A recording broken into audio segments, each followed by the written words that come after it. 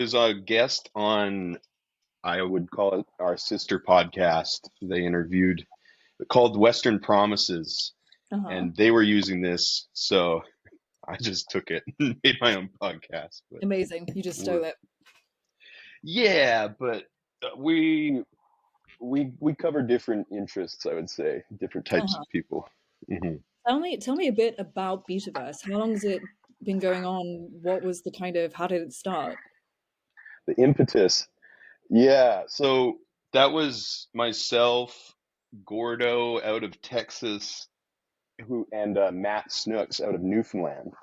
And so yeah, in Montreal. Me and Matt were the Canadians, even though Newfoundland's kind of like its own weird country. It Uh-huh. started, I'm not, I can't even, nobody knows how it started. The micro politics of Canadian geographic locations. English aristocrats would run scams out of it. There was like a claim it had gold and radium, and there's a 16-hour podcast about it by a guy named Contbot, which I Of course, always recommend. of course there fucking is. Yeah, so the Canadians and the honorary Canadian Gordo, because he was named after a Canadian rock and roll singer. I saw the video. Okay, that was him. Okay. So we were in a group chat where we we were all like Instagram memers originally with like we would have anonymous accounts and like think of things to do. A popular Gordo had a he had an account called City of Dallas Official, and he would just post stuff as the City of Dallas, and we would it got like 10,000 followers, and then we would start posting zoo animal escapes, and maybe I don't know. Yeah, I think we'll be fine actually. And It's so not we illegal. would do Can't be. no, it can't be traced, but that did get it deleted. Another member lost his account when he changed it to Instagram help section or something like that. Oh Like, no. uh, so rest in peace, official Family Guy Peter Griffin, who's back. So yeah, we can remember that account because it's deceased. But this was all like we met during the pandemic. Okay. People were just doing that, that kind of stuff, and we were like, we knew about podcasts like Red Scare and other ones, and they always what's that one? Chapo Trap Dang. House. Yes, and there's one. It's very similar. It was a kid who got fired from the Bernie Sanders campaign for being too Ooh. socialist. It's and so let me just get it right because So like a certified dirtbag hmm, leftist. I don't think I've heard of this. yes, kid fired from It's a great bit. Bernie. Working for Bernie Uh, Sanders. yeah, and it was like, darn. Well, the super fans will know. It's just finding some. It's they You fire can a lot just of people. me later if worst comes to worst. So that was what the kind of you saw this and this was a culture that you were like, oh yeah, we've got to get in on this. This is something that interests us. Well, yeah, we're on Instagram all day. Like we should try and figure out how to get money like these guys are. And so what we figured out always seemed to work was, oh, my screen's frozen. I hope it comes back. I can see you fine. You would go viral. One member of your podcast goes viral, and then that leads to fame and fortune. So Dasha gets interviewed as Sailor Socialism on Alex Jones, and that starts Red Scare. So Gordo is out on Dallas streets with Mary, shout out Mary, and Steven Crowder, who's like this annoying right wing Holy shit, yeah, guy. yeah, yeah. I know Steven Crowder. Yeah, so if you search Steven Crowder Dallas Marxist, Gordo's on it, and he looks like this rapper named Blade. Was the joke we used to? He's got like big hair and Hmm. like a septum piercing. And he sounds like a stoner, and so Crowder's like, "Oh, we got a live one. I can embarrass this guy," and Gordo sort of, what the heck? Uh, Oh shit, you cut out. can you hear me? Oh dear. Hmm. I'm back. Yes, that was strange. Can you try to link?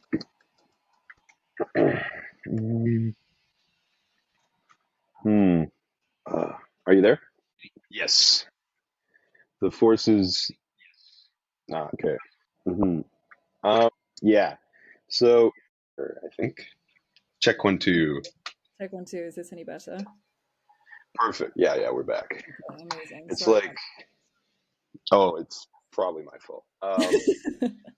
Okay, so Oh, Crowder got yes. Gordo.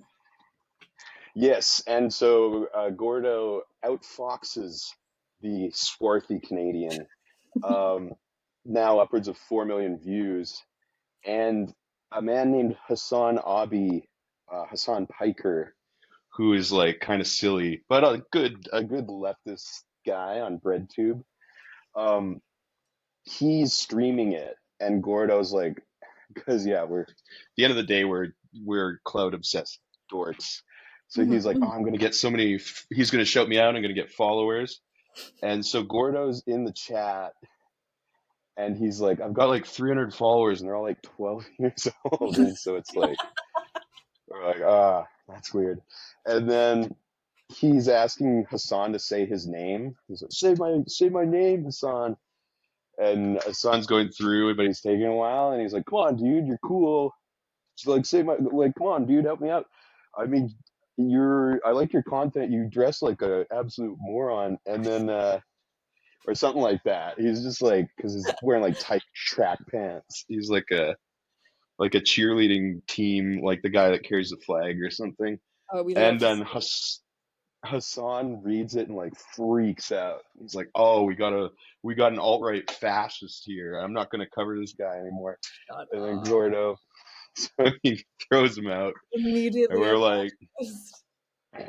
we're like, "Damn." We were gonna like start the pod on that with like our 10,000 Hassan, Avi, and bread tubers, but we're like back to the drawing board, and Gordo. One day the city of Dallas posts Haley Lujan, who was our first guest, who's this army TikTok psyop girl. And we had seen these before from the IDF did them, and then it was like Yeah, I was something gonna say, like, was she US or Israeli? Because it was definitely the Israelis that started it. yeah, the Israelis did it a couple years ago, and then there was some article saying that she was like a model hired from somewhere else. But I mean, people are from all over. I don't know what it was, but Luhan had a better bit. She would like do skits and stuff, like and like makeup tutorials, so it was more engaging. And Wow. so Gordo just kept posting them. Because she had like 300,000 TikTok people, which was pretty big. And then she just started commenting on the posts of his on Instagram, and then started DMing him. And it was like we didn't really know what was going on, and they were like, "Oh shit, we should ask her on the podcast." And I'm like, we don't have a podcast yet. So at that time, we hadn't come up with the betaverse yet. We were called the White Breakfast Club, based on That's a good name. like Charlemagne the God and those guys. Yeah, yeah, yeah. So some of us knew like me and Gordo really liked like yeah, hip hop radio. But Matt just thought it was Breakfast Club. Well, they are white, like Like the the John film Hughes movie. Breakfast Club. Yeah, yeah, yeah. Which was a pretty good name. But then It's also, yeah, it's also a good thing. Betaverse, I mean Metaverse, pardon me, had just been launched, and uh, Matt often is the quiet genius. He's like Ringo or something. He was just like the Betaverse, and then we're like, oh, perfect. And Gordo messages her, and she's like, yeah, sure. And we're like, oh, let's do this fast. So she could the next night. We were like super stressed that it would actually happen, and then it did. And Yeah, how did it go? so it went like overnight. It got like a few thousand views, and it like instantly were like a thing.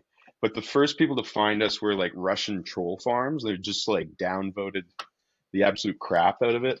How And bizarre. Matt had also edited a few of us talking to say things that weren't actually said, but then there was one particular line that I won't say because we had to take it out. It's in the Vietnam shrewd beta heads. If they watch the YouTube video on my channel, it's at like 20,000 views. But it has a little skip that was requested by herself because she was like, "Guys, it was something like the generals didn't understand that TikTok existed because they're like patriots or someone like That's 70 years old." fucking crazy. So they were But aware that she was kind of like, that's so interesting to me. I always kind of so assume those things were filmed in secret. yeah, and that's like it's a good interview. We've now been referenced by Russia Today was the first one to credit us, No. but now and we did speak to a Russia Today correspondent. That's a very good one too, Sasha Amato, and about his time working for Dugin. And Dugin was very anti-Semitic, homophobic boss, surprisingly, the fourth way guy. Um, and so he was talking about that. But before I get sidetracked, I'm already sidetracked. Okay. It's fine. Oh, yeah. So the Baffler just showed us out too. So now we're getting more than just Russian troll farms like downvoting us. And they also liked when we put the Russian guy on. So the Betaverse will talk to all sides, whoever That's wants to come. amazing. I can't believe that you're locked into the algorithmic conquest of Russian bot farms. Yeah, yeah. Yeah, there's 5 countries that are very known for them. Kids at home can guess and write in and win a prize. But um yeah, so Yes, you're from so one of those countries, in which case they already know exactly what you're saying. yeah, they're downvoting right now. I They're keep waiting. I logged keep in. waiting for job, job invitations, but I figure they'll just send like a file full of things that compromise me, and they're like, "You Yeah, work just for us now." incriminating photos of you like in the shower, and like, come here or I think Luann might have tried to do that actually. She's like, "I found these Fort Bragg documents about the murders." We were just we don't care about that, but we didn't even open it. But so that she was the generals anyways, they don't know what TikTok is. That's like the Mhm. clock. But they know what a podcast is, because their kid Okay, listens to okay. So they want Serial to on know. NPR. Oh, So love they that. Of thought course they do. Of course they listen to NPR. so they think we're like they think we're like a Chapo trap house. And like, you gave an interview to a leftist anti-government podcast?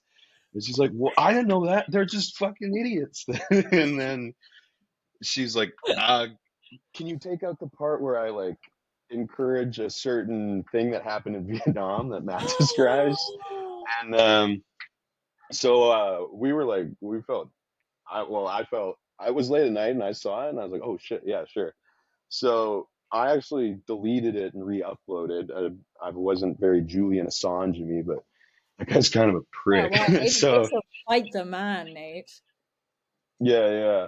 And so we did all that, and a few people were like, "Go, you cucks!" But that stopped her from getting court-martialed. And then it doesn't. It's like ambiguous what exactly is going on. I have my own opinions, Hmm. which we talked about in the other episodes. But we were off and cooking. Apparently, we're also in a leadership course of what not to do. The Betaverse is mentioned as a leftist anti-government podcast, Shut up. and That's yeah, yeah.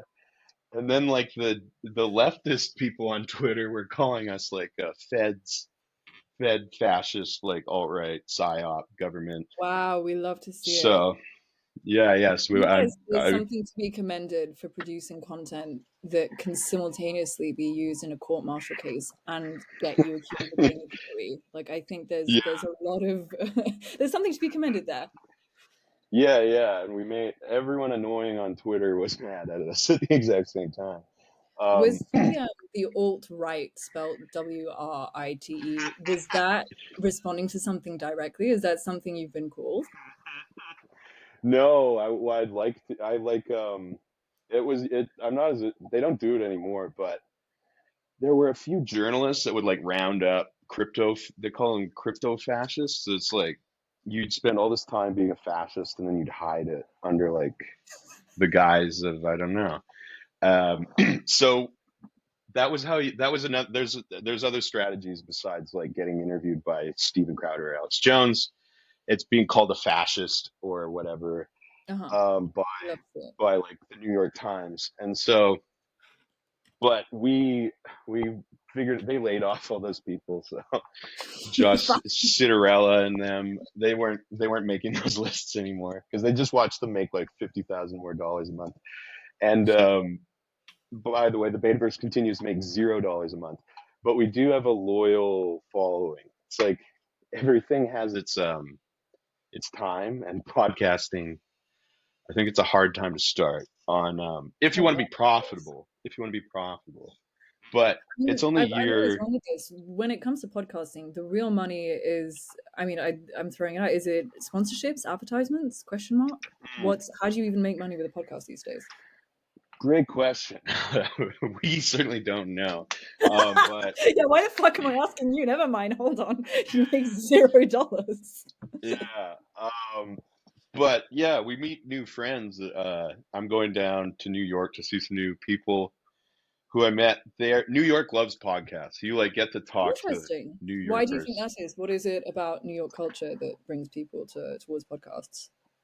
That's a great question, and more New York people are listening, so I don't want to piss them off. But like, yeah, the like all these dime square as it is called, which is Chinatown.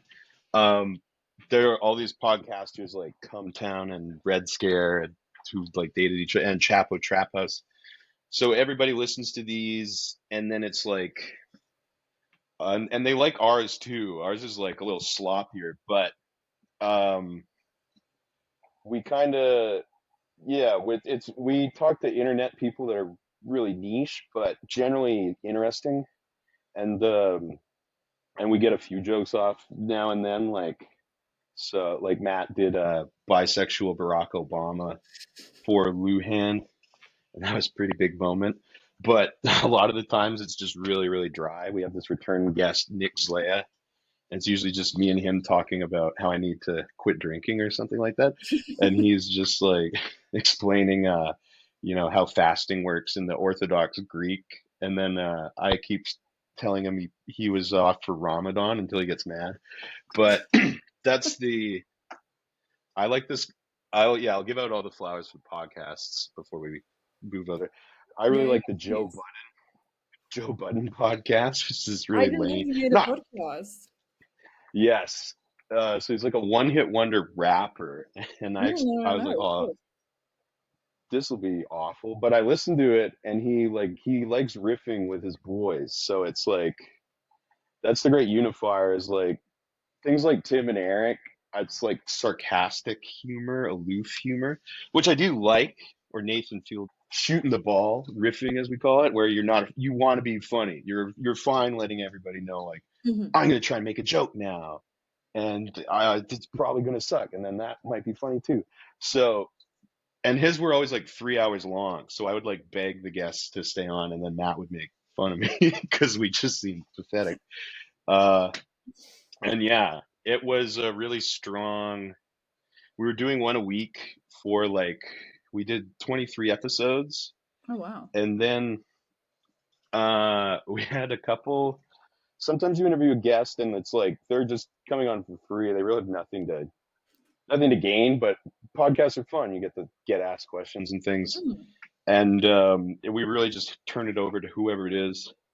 But we had three people email me after in a row saying like I don't want that to come out, and they were like good episodes. So I was just like I'm just gonna The kill them. No, immediate post-podcast shame. yeah. So I just went on what turned into an 8 month extended bender. Well, which turned into the poetry. So now we're coming back because the That's people amazing. demanded it. Hmm. Just as a quick aside, I think it's interesting what you were saying about this kind of like shooting the ball humor. Because the first time I ever kind of discovered that sort of side of podcasting a couple of years ago, I was writing my dissertation about like late 20th century male psychological literature in America, like really weird niche shit. And I was Did going on you all do these Reich? forums. Did I do what? Wilhelm Reich? No, I didn't, but I saw he was mentioned on your podcast. I hadn't heard of him. Yeah, I'm being really lazy. I have to finish editing it right after this. And it's coming out. But that's a good one. We have three guests, two of them get in a fight during the Oh, podcast. They amazing. Excellent. unfollowed each other, but they started out they started out all mad at me, but fortunately it turned What did you it do? became Why were they mad? balkanized. I was so Gordo is he takes these youth camping, so he's not available certain days, and we needed backup Gordos, and there were a few people in Montreal who were always asking they wanted to come on the podcast. And I was like, well, you guys can be Gordos when Gordo's not around. So I didn't tell the people about the two Gordos who were Natalie and Charisse, and they didn't know who Matt was. So it was just, they're just like, they felt it was about to turn into some kind of three-ring circus, which is what Uh-huh, I uh-huh. wanted it to do. And that's what happened. Um, they also like didn't have headphones and we're all talking in the same microphone, and I think that's how the I mean, conflict. that's the real podcast experience. It's just Yeah. nothing fucking ready. Also, none of us knew anything about Reich, and we didn't know they like took it so seriously, or that it's like, which though I think everyone's gonna be happy with it. I have to cut out a few things, some inflammatory statements about Genesis Mhm. Peorage. The one Ooh, person who doesn't want their name. They're fine with their name associated, but not their handle. Because I guess I like it's that. I a like the idea that there's some facet of of this person's online persona that is acceptable to be associated, that isn't acceptable to be associated with betaverse, but their real life persona. Oh, that's fine. That's fine. Just not the online one. yeah. Well, she said there's many Sarahs. It's a very very Sarah in the Upper West Side of Manhattan. You can blend in Oh, with I know that. exactly who you're talking about now. No, it's too late. You just asked her again. I'm doxing her as we Hi, speak. Sarah. Yeah, Look what you've done. yeah, yeah. They all go But to the same cottage. Okay, yeah, I sorry. because when I was researching all this dissertation stuff, I found this forum that was about like nostalgia and masculinity in like the 21st century, and like how do men reconnect with like their nostalgia and blah blah blah. And there was this beautifully written paragraph about Come Town, and about how it Yes. was this like transcendent experience to listen to as a young man in America because it blah blah blah. And I was like, wow, I'm in for a philosophical treat. I'm going to put this on while I take a shower. And I shit you not, it was the episode where one of them shits himself right Yes. before the camera starts Yeah. rolling. And so I'm listening Yeah. to this thinking, yeah, wow, this really feels like the inside of a young North American man's mind right now. I can I'm glad. So as I explained, I talked to Patrick Duran, who runs one called About List, very Mm-hmm. good podcast. And they're kind of the next generation down. They're a little less vulgar. Instead of being like, I'm a Chinese guy, they'll be like, what if Yoda played Dungeons and Dragons? So it's a bit more family, it's Uh-huh, like uh-huh. a little safer than Mr. Nick Mullen stuff. Not that but I was like, as I explained to Patrick, I was like, I never listened because my friend told me about it like 6 years ago, and he's like, dude, you'd love Come Town. I was like, what is it? And he's like, oh, it's these guys. They just like every joke is about like being gay with your dad, and I was like, oh no, that's what I make jokes about. So I didn't want to like get too influenced by it because I'd seen a few things like this TED talk that a guy did in Roman Gladiator thing, and I was talking like, and I would talk like Steve Brule and things. So it was like I was trying to like not be that guy, get my own bits. It's interesting because you Like, can tell as well when someone is very influenced by that type of media. Like you can speak to them and you're like, oh wow, okay, I can feel the bit coming. yeah, like my friend Jeremy had Harmony Korine's laugh, and he definitely got it from watching David Letterman get mad at him. And it's like Uh-huh. sooner or later you just start doing some mannerisms. But if you steal a few different people, get used to it, then it's like people they can't figure out where it is, and you make Well, your exactly. own Then you're bits. doing something innovative. Then you're suddenly, you're challenging the game, you're switching it up. Yeah, I'm still the only one with a Jar Jar Binks OxyContin dealer impression. You should get Jar Jar Binks. Don't take too much, or you're going to sleep forever. And I guess I should probably make That it sounds like my femoral. dealer. Oh, goodness. Yeah, text from the Shata. Those are good. Those Oh are my English God, I love culture. the. Wait, is the word shotter? Do you use that in Canada as well? No, no, it's just we borrow it from you Oh, guys. that There's makes me more. so happy. The word shotter is the last thing I was expecting to hear from you. My That makes my me so happy. my Twitter name's been Chav Dobby for a while, and it was Oh it yeah, of was course. Smeagol wearing a Burberry hat. So the joke was it wasn't even See, wasn't even that's like Dobby. culture in one image. And then There was an oh, sorry. account a couple of years ago. It might still be running. It was called Text from Shotta or Shotta Text or something. Yes, that's And the it was one. Yeah. that I got my ex-girlfriend featured on that. Backed out because she just moved to she was in Berlin and I was joining her in Berlin, and Shotta Text had just posted someone else's image of someone complaining about dilettantes like moving to Berlin and being assholes about it. And I thought it was funny. I put it on my story. She sent me a very bitchy text asking me to remove it. I screenshotted it and sent it to Shotta Text, who then put it on his story. So I then get a text from my ex-girlfriend saying, "Did you fucking send our conversation Did you send that to Shot? to a Did that meme?" escalate the situation, or she was It happy with? didn't help. It didn't help. We broke up like 3 months later, Mm. and the text was mentioned in the breakup fight. Yeah, yeah. It's I have Twitter. permanent PTSD from the word "shosha." Oh, my favorite were their deals that they would write up, the 3-for-1s and things like that. Oh But my god, especially the ones around sort of Christmas time and New Year's, where it'd be like, Happy St. Valentine's Day. or when the Shata shoots his shot, like, you looking bare fine. Yes, yes. Oh, the ones where they flirt. Oh, it's like Yeah, it's delicious to me. I love those ones. I haven't followed them in ages. I need to refollow.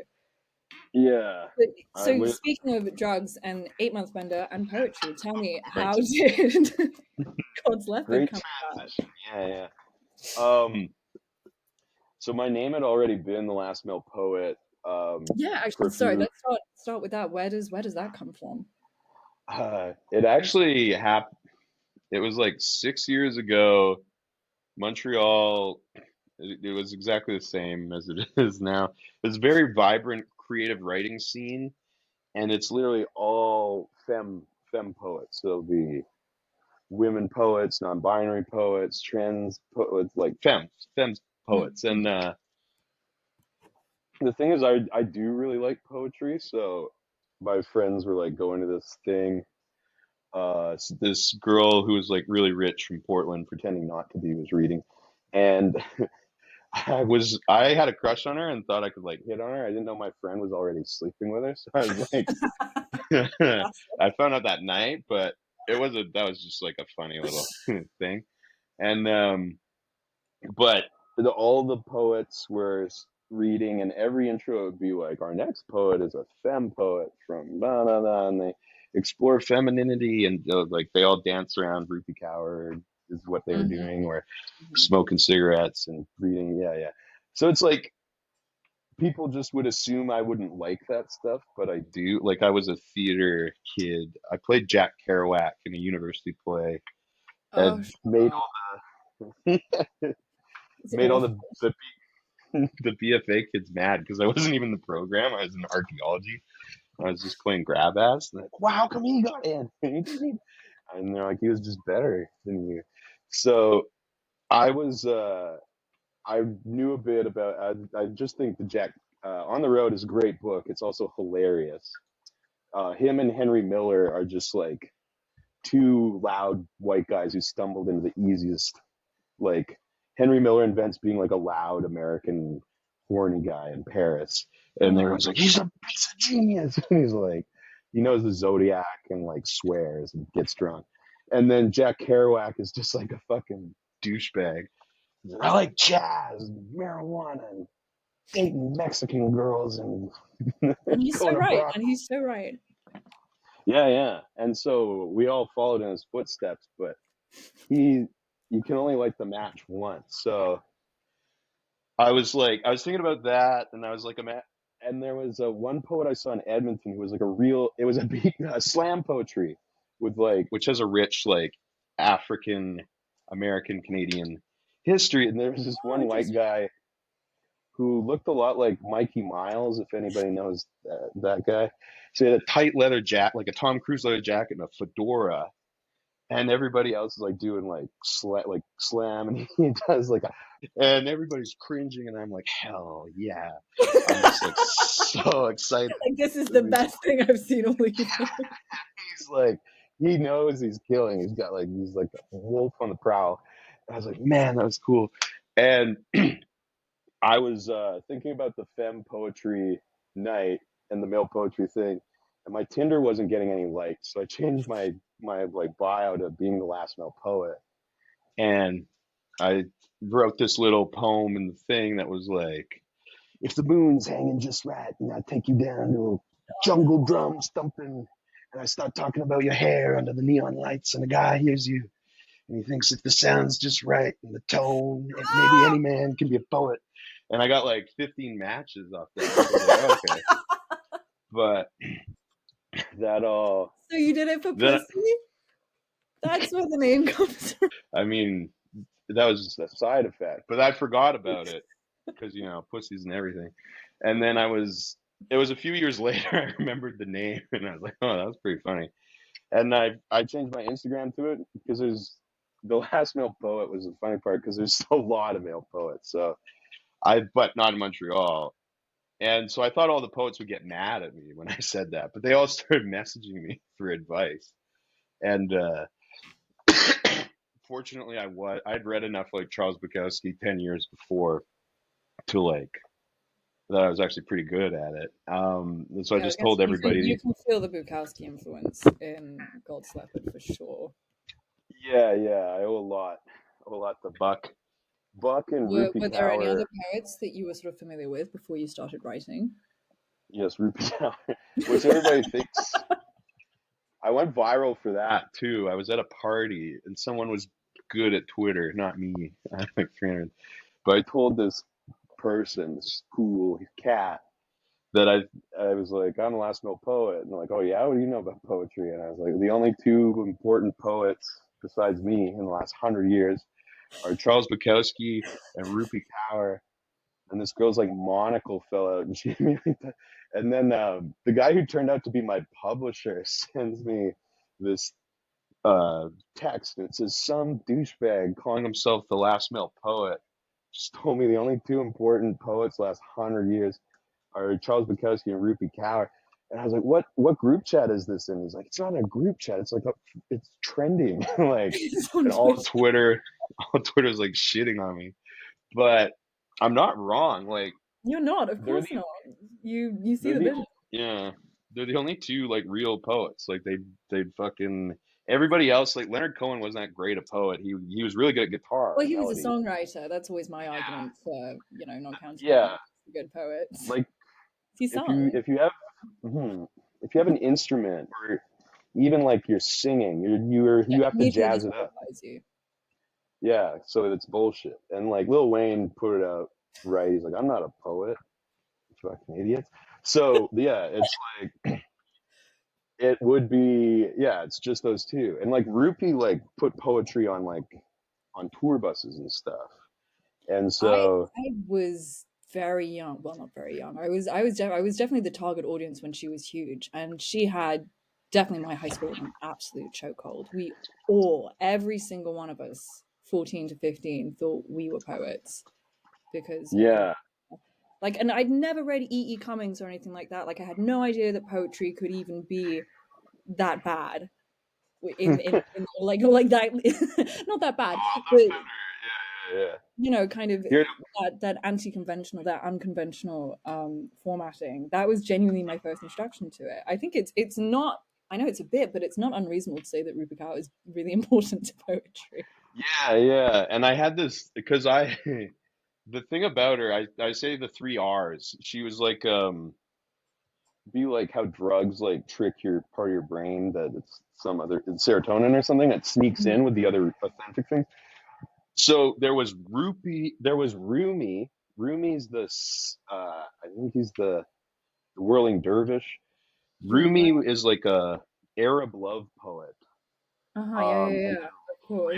Rilke is a German love poet, and they're like the big guy. And Those are the Rupi's three like, R's. Is Rupi Kaur, Rumi. it's yeah, and all their names are like cheese wheel and honey or what or memories of the water, and then Yeah, yeah, and she's got milk and honey, so it's like Rupi Kaur, milk and it's like yeah, because you're thinking it's like yeah you're that thinking one. Rumi. I think So that's true. I think collectively, as a culture, that was definitely at the back of our minds. Was this very like esoteric, slightly like East Asian mystical, well, South Asian mystical like mhm. atmosphere.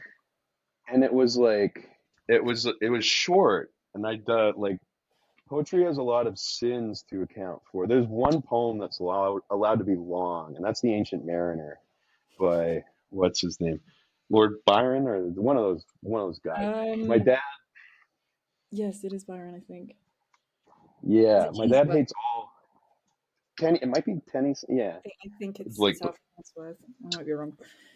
yeah. My dad And that's hates the only poem poetry. that's allowed to be long. That's it. Yeah, well, my dad hates all poetry, including mine. Where he's like, I don't. But he was like, "Here's the one good poem," and we were like six, and he read us the Ancient Mariner for like 2 hours, and I was like, "Yeah, that's pretty good." That's So that's a very dad poem to have. Actually, I like that. yeah, yeah. God save the Ancient Mariner, but and the water, yeah. So we had all these like I don't want to like blame the gay guys, but there were these gay guy poets that were just putting like essays, like here's all of my stuff. And I'm sure some of it's good, but it just got the attention span for You'll never know poetry got because you lower won't and read it. lower. It's too much. Yeah, yeah, yeah. And it was like Rupee was the first one to like fit it back on a. It's like Donald Trump. He's like, it's gonna fit on a postcard, like your taxes or whatever. Like Rupee I did love that. that. Rupi Kaur is the Hmm. Donald Trump of poetry. That's Exactly. amazing. That's such a Yeah, good yeah. sentence. Well, that's yours. You put that together. Yeah. That's it. But That's everyone tells the me. title to the article. It's Well, that was Rupi yeah. The Kaur. reason I really respect anyone who makes Twitter people mad, and she would go viral her live readings because they're so like over the top. It was like talking about like sex stuff, and she's like milk and honey and like the sun on my mother's skin, like pomegranate, and like people are like and it's like you guys are dorks, like There's a great video going around where she's doing a live reading, and yeah, and she's in this beautiful flowy dress and she's doing exactly what you're saying, and someone screams out the next line to her of the poem, which is it's such a bizarre video. Like every time I watch it I feel like I'm a part of some different universe. It's like I can't imagine being the person that's doing the screaming, right? Like what point are you at in your what's life? what's your response? I love there's like musicians who are like shut up like they're like I I love those. I say love those. Like the Lord yeah. video. I love it. I play it to bed at night. Like I have her like screaming at me to shut the fuck up. It's such a good video. And she's entirely correct. If you're a schmuck enough to pay enough money to go and see someone Yeah, like do something they're into a like microphone, just shut the fuck up. Shut the fuck. You're an idiot and you've lost money. Don't make yourself look like more of an idiot by screaming during your concert. yeah. Oh, that's like, yeah, I like the one with Dualupe or Dualipe is one. Oh, I noticed she's Dula Peep, Dua Lipa, yes. yeah, Dooley Poop. Yeah, yeah, little Dua Peep, Peep. Dooley. But it's she's literally standing there looking so bored, and this fan is like sincere, like, yes, girl, give us nothing. It's so sick. Shit, I haven't seen that one. I have to find that. That sounds amazing. Yeah, yeah, that's so good. Give us nothing. Nothing. Yeah, you gotta have that laid back. So yeah, Twitter is still funny like 1% of the time. You stay on, and there's like, oh yeah, and that brings us to academic fraud was this Of course, yeah. account. And so this brings us to the alt-right, as I'm sure someone thought they were clever at, I don't know, the AD, Anti-Defamation League or something. But it's like, there's, it started with right-wing Twitter, or like just weird outsider Twitter.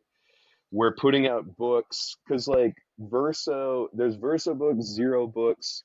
The left-wing theory was pretty interesting, and specifically British theory, like Mm. Mark Fisher and Nick Land are this like yin yang of the only continental philosophers ever worth a shit come out of England. And because England Is was all like, I thought Mark Fisher was American. no, no, Oh yeah, my see, god, that's that's the a like, feather in our cap. That's really good. Fuck yeah. yeah, because England was all analytics. It was, what's his name? The guy had boring shit, like nothing with like like the French guys with like weird rumors with, but yeah, like, so they were the ones like, Fisher would write about like Drake and Zizek, and he had his blog K-Punk, and I found out about it from podcasts. I'd never heard about him. And then he had his evil villain version, Nick Land, who was like I haven't heard this of. like, yeah, he was like he's Nick Land is impressive. Like his writing's kind of weird, and he invented a concept called hyper racism, and Okay. after that he's just sort of a That's Twitter. a sick name. I'll start with that. That's a fucking awesome name for something. Hyper Yeah, racism. he coined accelerationism, which is Oh, like, accelerationism. Oh wow. Shit, okay. And mhm, he's 21st century. yes, and Oh, he's the such a recent term. Wow. first person I've seen mythologize themselves to a level of Nietzsche during their lifetime. Like, and he got very addicted to methamphetamine, which he sold to his students, and that so it created a few things. It created Hyperdub Records, which signed Burial. That guy was one of his The world things. insane. That's Um, 500 the rest extras. That's crazy. some actual good theorists can't. Well, they're all good theorists. We love them folks, but Zadie Smith is very very good. Ones and Oh, MW zeros. changed my life. Such a good book. Yeah, yeah, yeah. Yeah, actually, oh yeah, I can really show. While we're Yeah, doing sure. it, Let's so they see. had the CCRU, which was like their anonymous thing, and that was like, it was, this was what do you call it? Theory fiction Uh-huh. was the birth, and so yeah, England did something. That was 90s was a great time for England. You guys really hit it out of the park. Yeah. And It's been downhill since then. I don't know. There's all the drillers putting man in a Yeah, the spliff and what? stuff. The fucking what? What the fuck have we done in the first 20 years? Put man in a spliff, putting themselves in jail. But that was good. No, that's, I like those songs. But yeah, yeah, that was a very, so. Anyways, Mark Fisher, unfortunately, kids at home suppose, commits suicide, sadly, and then Nick Land commits career suicide by just going super right wing, racist. He basically turns into the guy from Dilbert, but knows about cryptocurrency more, and moves to China and will disappear for months at a time. And everyone thinks his heart has exploded on crystal meth. Oh, And they're like, wow. I the love him. DSA starts rejoicing, and then one day he just comes back online. I was gonna say, And it's giving John McAfee. This guy's crazy. oh, Wow. totally, yes, yeah, he's a he's a very John McAfee. I I used to have like a psychosexual obsession with John McAfee. I thought he was the coolest man he ever. was a yeah he was a virile guy. One of Vice's many crimes, getting him tied up after his many murders and stuff. Vice had like they got him arrested, they got El Mm. Chapo arrested, they got I Chief didn't know Keef they got arrested. Oh wow. Thanks, Vice. Yeah. And Sean Penn helped with that one. But yeah, I've heard El Chapo was fake. I don't know. We need the next stupid Vice You think it's a doc. psyop of a psyop of a psyop at this point? But There's then too those, many different. but yeah, so Vice kind of comes in.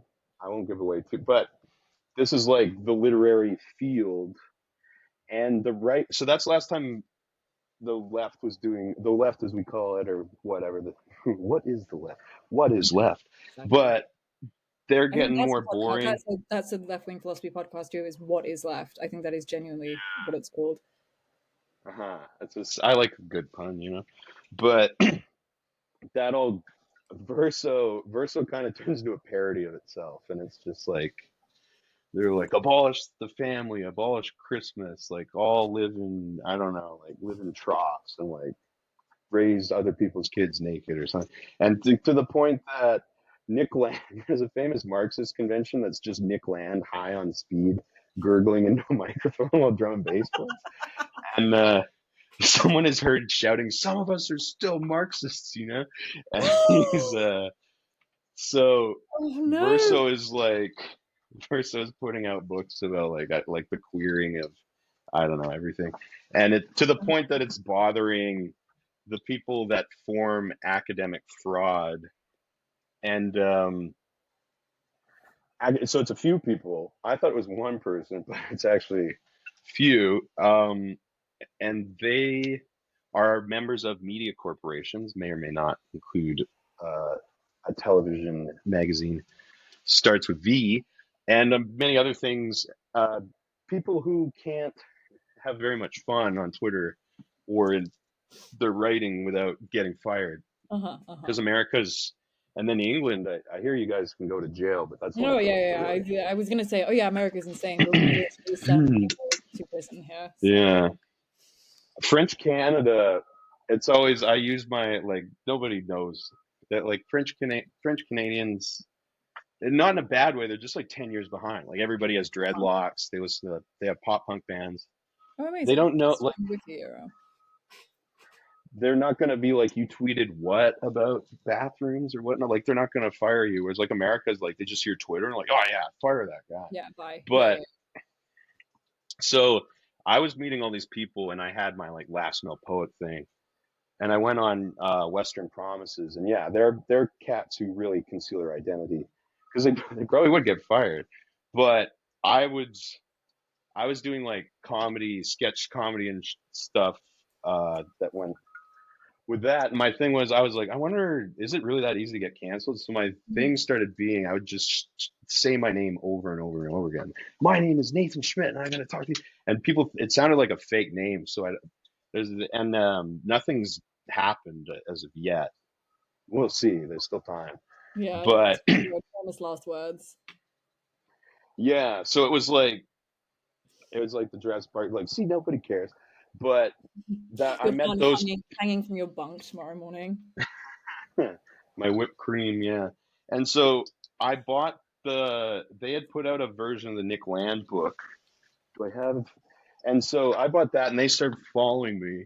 Um, and we talked and I was just like, yeah, this is awesome. Because we were both looking at all these. I have a few choice selections actually. Self-published Twitter books that were like some of them were like sincere, and a lot of them were just completely insane. So the first wave of them was like Bronze Age pervert, who was a right wing Twitter guy, who later got doxxed, um, and turned out to be a professor of political science or something. But he was saying some like very problematic, like alt right fascist. So that's the God's Leopard Mhm. on NDA books. But this one, the Yeah, Lifestyle I want to Zoo, get into NDA books at some point as well because I'm fascinated by the story behind it, and I want yeah. to know what So you did. there's a this isn't I couldn't find the Nick Land one immediately, but this cover is a play on Bronze Age mindset. It's actually the guy they found was that Pompeii? They found one guy who was Oh, like he's cranking touching off. his dick. Yeah, yeah, yeah, yeah. Hmm. And so the Bronze Age pervert one is like it's some Roman thing, and the like that. I will say like Bronze Age mindset. That's it. Which is I recommend reading the book because it's very short and it's very poorly written in a fun way. Yeah, Like it's it's poetry. yeah, like like this guy would tweet, but he was very late. Like sometimes he would tweet in a fake Russian accent. So like some of the pages are written like that. And so it's like monkey live in zoo, masturbate. Monkey live in wild, never jack off. Why? And it's just all this like return shit. And it just goes back to like That's regular great. language. It's And like it's just oh god, cold. what's that? I want to say not Ridley Scott, Ridley Walker. Yeah, The yeah, yeah, yeah. oh god, like, I don't know when it was written, but I love reading things that are just like go buck wild with the language. You know what I mean? Yeah, Like yeah, you really yeah. part of a different society when you're reading it. It's like what do you call it? It's like Avola Nietzsche for computer science, like someone who doesn't have an attention span really. And it's like it sums up its points way better than any of the like versos like how do these bodies communicate intertextually with like space manifested communism arriving and I so uh, they're just like and the other thing is the left is like Amazon's bad like don't use their self-publishing so the right's really like cooking in the theory department all of a sudden uh-huh. um and there's him and then there's like people who aren't like Delicious Tacos is a writer who's getting his just due. He's sort of like a Bukowski. He's an aging man who is in the like AA programs, who is has you find something. So he's addicted to like dating app sex, meaningless dating app sex Uh-huh. is how he I love defines that. it. So it's like it's very Bukowskian, like kind of like very what do you call it? Like harsh, like fluorescent lit, depressing Yeah. stuff, but like written quite well. Like yeah, once again, very very good, worth reading for like $8 or whatnot. And so these people are like flourishing, and there's all the boring people who are saying don't read them, they're bad. And the academic fraud, and a lot of them are like, yeah, they kind of suck. My favorite one is Lindy Man, who I thought had to be like a 70-year-old guy, but he's Mhm. this lawyer who's like 40, and he read Nassim Taleb, who I actually like. He's the only pop scientist guy I like. Mhm. He wrote Black Swan, not the movie, but he's a statistical scientist who's the only one who says what it is. He's like, it's all bullshit. It's all fucking morons. And he predicted the 2008 downturn. Oh And wow. so he was briefly like on the Oprah Club. Black Swans. Is that the one about the CCP? It's Am I thinking? What am I he's thinking? got Unfragile is the one that got him out of the good graces because he points out he says how Donald Trump's like the perfect politician and nobody wanted Uh-huh. to, but he's just sort of like he Interesting. looks like an uncle who would just talk, but he's like he's arrogant and like knows he's like I have $150 million, so that's why you listen to me, and it's hard to argue. And then he he creates this concept called Lindy, which is just fucking stupid. I hate saying it, but it's like if something's old, it's good. Like if it's been done, it's good. And so Lindy Man has just been divorced by his wife, and he reads this book, and he's like, "Yeah, Lindy." Throws all the other shit away and he just says if stuff's Lindy or not. And he all Hell his yeah. tweets sound like he's a 70-year-old man thinking he just said the most profound shit. He's like, high ceilings just make you feel good. When you're in a room with high ceilings, it's like, and then he'll put like some snappy little pin on it. And you at first you're like, this asshole. And then you realize it's like, oh shit, he's Oh right. god, he's But right. but then he's also got ones where he just calls someone an F slur or something and then deletes it. But then he runs an account called Forbidden Lindy, and he just posts he's like he knows how to do Twitter. And one day he just like I like the he fact that blocked he's like five. running the kind of evil version of himself. That's a good bit. Yeah, he blocked 5,000 people, and one day, and so he put out a book, and for a while, Nassim Taleb was like, "Oh, this is cool," and they kind of had this relationship. And then he was like, "I've learned enough. Like you're going down, old man." So he puts out his self-published book, which is like on record as like the laziest, worst self-published book. And this guy, I found this guy whose book I bought just because of his review ripping apart Lindy Man, whose name is Paul Town, who's also sort of a controversial figure. But he's just like, this book is literally photocopies of his tweets and like spelling mistakes. And like everybody was making fun of him until he took the book down, even including Nassim Taleb. So No, anyone who had the book, there's a couple books that are it's very worth expensive. millions now. Yeah, you can't even find it. It was $200 last time I saw it. I was like, I want this book. Holy There's shit. also $1 Million Extreme: How to Bomb the U.S. Government after their show World Peace got taken off of what do you call it? Adult Swim. And then there was a book on Dark Souls, actually. That one was more benign. Which I bought. Like the video game? Yeah. Wait, So that's it's called awesome. it's called Like a You Died, like and a strategy guide or just like a lore thing or yeah. So I'm not good at that game, but I have a friend on nice. Instagram, Final Form, who like posts a bunch of like nerdy games and shit, and he had shared it, and I was like, oh, cool. So it's game journalists who got the first versions, and they're just like writing about like, I went to the poison swamp, and they're just like, they just write like a 200-page like, we love this game, it's hard, and Okay. so it was okay. But I bought it for $20, and then I was like, uh, fired by the company on my shirt for just writing poetry all day, and I would needed stuff to sell, and I saw it was it gone up to like No, $250. So you it's like, sold it. yeah. I was like, I actually sold it to my friend Ted. He gave me 100. I felt bad, like I didn't want to bleed him that bad, so I Wow, charged him $100 that's so very he could generous of profit. you. Yeah. But so there's all these neat reasons to get in, and then I was just writing my poems on Instagram, and that was enough for me. I'd like one of the first.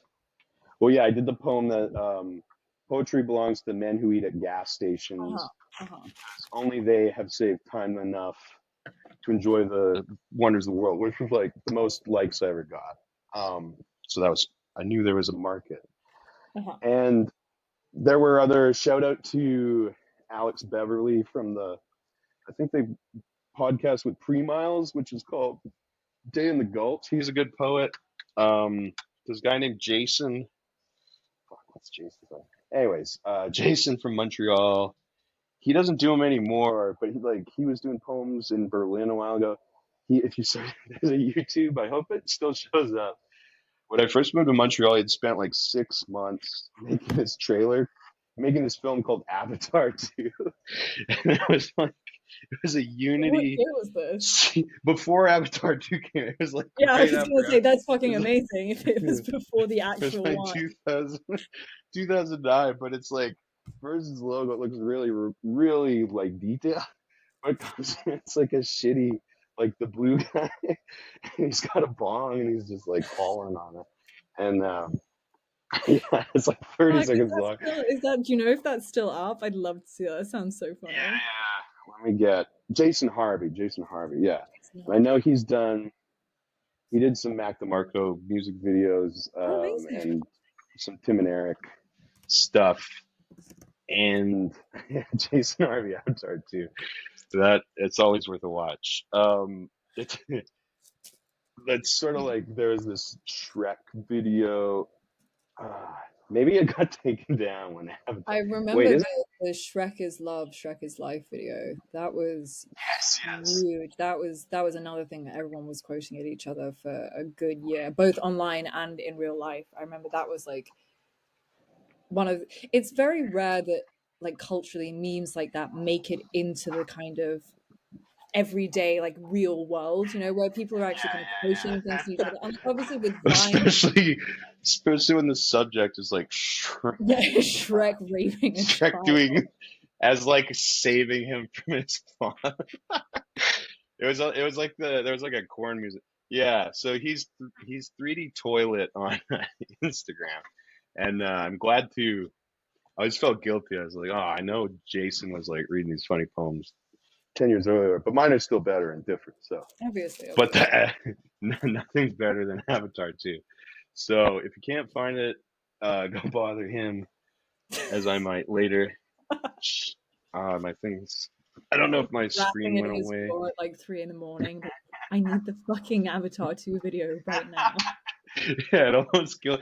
Right, the guy goes down one of them goes down a McDonald's slide, and the other like lifts a ball.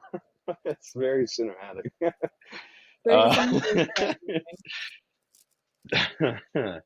but I'm sorry, I got sidetracked. no, actually, That it's funny you mention this kind of not drama, but like the way that Twitter has been interacting with like the online writing community, because Fetch just did an interview with Penny Goring, who was big in like the early 2010s on like the alt lit scene. And when I was yeah. researching how to illustrate the article with like, you know, the GIFs and the macros they were making, it was so Mm. funny because Hmm. of what had survived, 30% of it was the work. You know, it was the short stories and the macro images and the whatever. The rest of it were call out posts on Tumblr and Yes. Twitter threads and blog spots and Yeah, WordPresses, which Mr. dates it.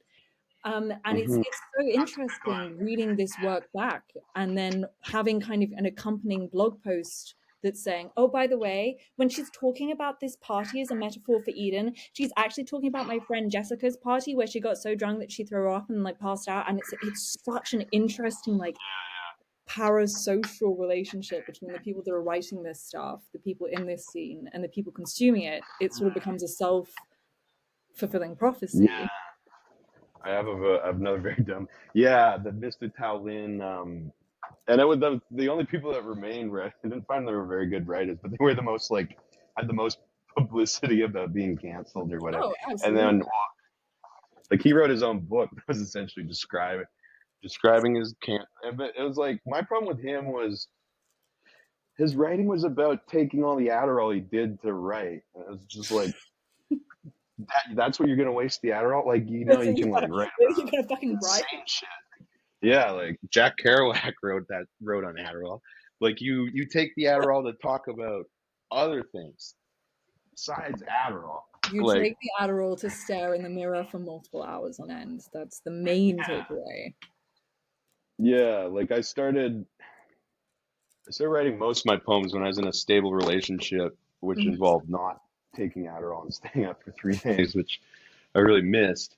So I The things we started do. talking about eating the pills you find on the floor wishfully, and like dog. There is a poem in here, right, about like the finding the final, so the final Xanax Yeah, or something. There is a mention of pills in here. It's a good one. yeah, and I did a little YouTube video where I do like a karate kick and declare I'm a male poet, and people like that one. But there was also a dog bites his own balls, a howl that contains multitudes. The male poet Yes, seeks that's but it. a sliver. So But I think yeah, what's funny, what I like the most about these is there is definitely an element of quote unquote classic slash contemporary like formatting in it. Like the way that you format it, the way that you know put your enchaînements and stuff like that. It's very much inspired by like 20th century, late 20th century, I'd say. Like, and yet there are just these bits that I don't want to say they date them, but it makes it very clear that it's from the 2020s. Like the one that really had me like I was on the tube reading this one and I started like having to like choke up my laughter was the one on the bus where the dog throws up at the end. And it's yeah, just yeah. the way you describe the guy getting on the bus is like it's almost like an E. E. Cummings. It's very kind of poetic, like and beautiful. And then you get this like slap at the face at the end where it's like Israeli psytrance DVDs or like a dog throwing up or That's like What brings you to like have those kind of juxtapositions? Does it come naturally, or do you find yourself writing poetry normally and then thinking, oh, I have to make this like more I interesting or don't. more funny? I don't rush the craft. No, it's all. I don't really edit. I usually forget. They're all in my notes app.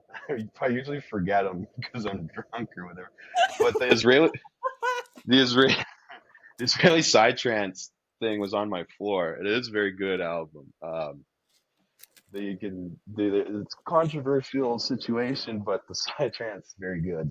Veteran scene in Israel can honestly, Netanyahu's forgiven for everything else. Thank goodness. Okay. Thank God. It's all fine, Yeah. guys. Don't worry. Don't worry about Palestine anymore. Like it's chill. They made some really good albums. Yeah, yeah. I haven't before all this. I mean, it's we agree it's all terrible. It's all sad. And Yes, we're all very sad about everything that's going on there. I had this game I would play with myself, and it was kind of it was called Invent a New Xenophobic Stereotype that sounded believable. So in Montreal's a very free support Palestine situation, Mhm. and I would just get I didn't have that much. I'd like you can only say so much. It's like there'd be the guy with the painted fingernails who goes to Palestine 3 times a year and takes photos, and also unrelated gets pussy after talking about that all the time. Not that there's anything wrong with that. Everybody deserves, I guess, what Everyone they're. deserves pussy at the end of the day. I did. He's a good sport because I always make fun of him. I'm like, you're a Marxist organizer to get pussy. He's like, yeah, and I get it. And he like shows me like 3 bondage apps, and I'm like, cool. That's cool, man. And then That's, like, that's there's first and only male feminist right there. He's done it. He's cracked the code. yeah, I don't get that much pussy off of poetry. No, well, no, don't kiss and tell. But in Montreal, like as I said, there's a lot of femme poets, and all of a sudden, this guy is the best-selling poet. So overnight, I had like 100 poetesses follow me, and they don't like anything; they just watch everything. And I'm like, oh, this is It's good I've to seen know this that happen. the scene John doesn't Raffman change. had yeah, John Raffman had some very poetic call-outs. So it's So I had to I he was vaguely sitting at the bottom of my cultural memory when you mentioned him like last month. And so I had to Google him because I was like, shit, no, I kind of remember. And then I found the old Instagram account that had all of the like where it's like it's very clearly, like you say, it's very clearly him defending himself, being like, oh yeah, no guys, it's fine, it's totally yeah, fine. not John And Raffman. then I was like, shit, Yeah. I wonder what he's up to. And that's when I Googled him, and he's doing a fucking video for Kanye West. And Yeah, yeah. I was like, this I is mean, what you mentioned him in Betaverse podcast, and now look, he's flourishing.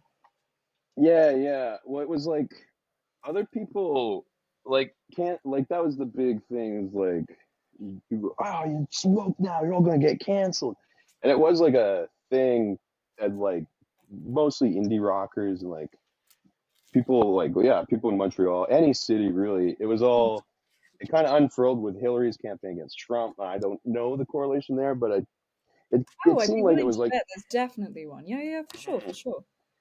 because as soon as she didn't get elected, it all kind of like went away just in time for like Anthony Weiner and Hunter Uh-huh. Biden and people to really start cooking.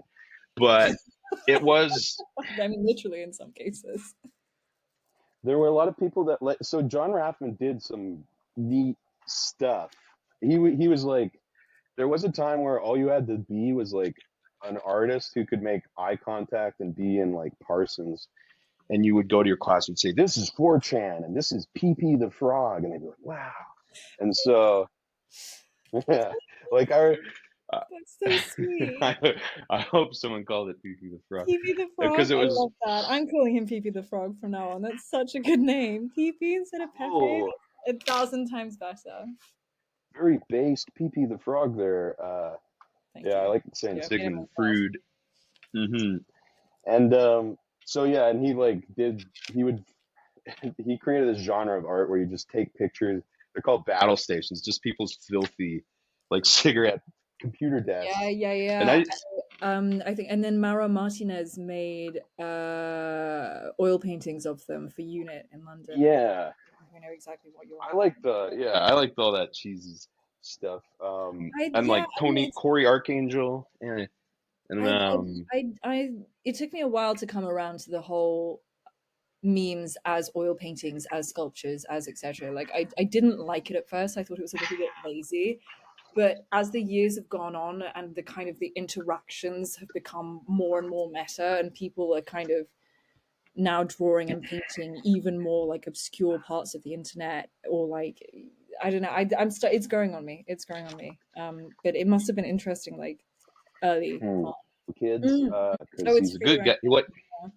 Yeah. I'm binging. So Thanks, Brad. I didn't and or like nerd or anything, but I was seeing uh, this very specialized Ivy League person who was very beautiful and older than me and very addicted to OxyContin. I later found out, but she was Lovely. obsessed with Brad Trammell, and she's like, "Have you seen the jogging? It's Oh. brilliant."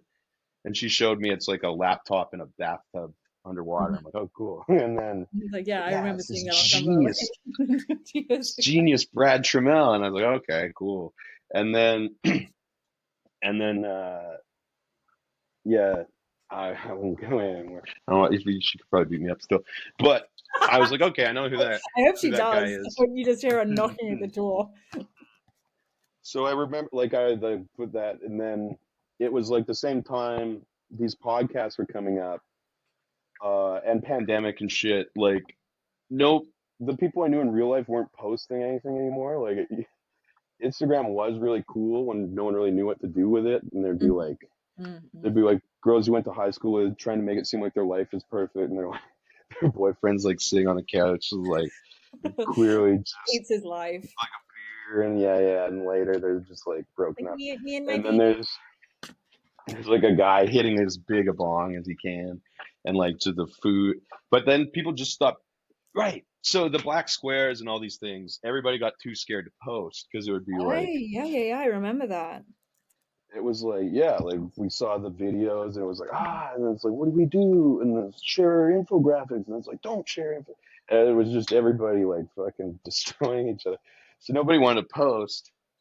And I was like, and you couldn't do any. In Montreal, we were all like locked in our houses.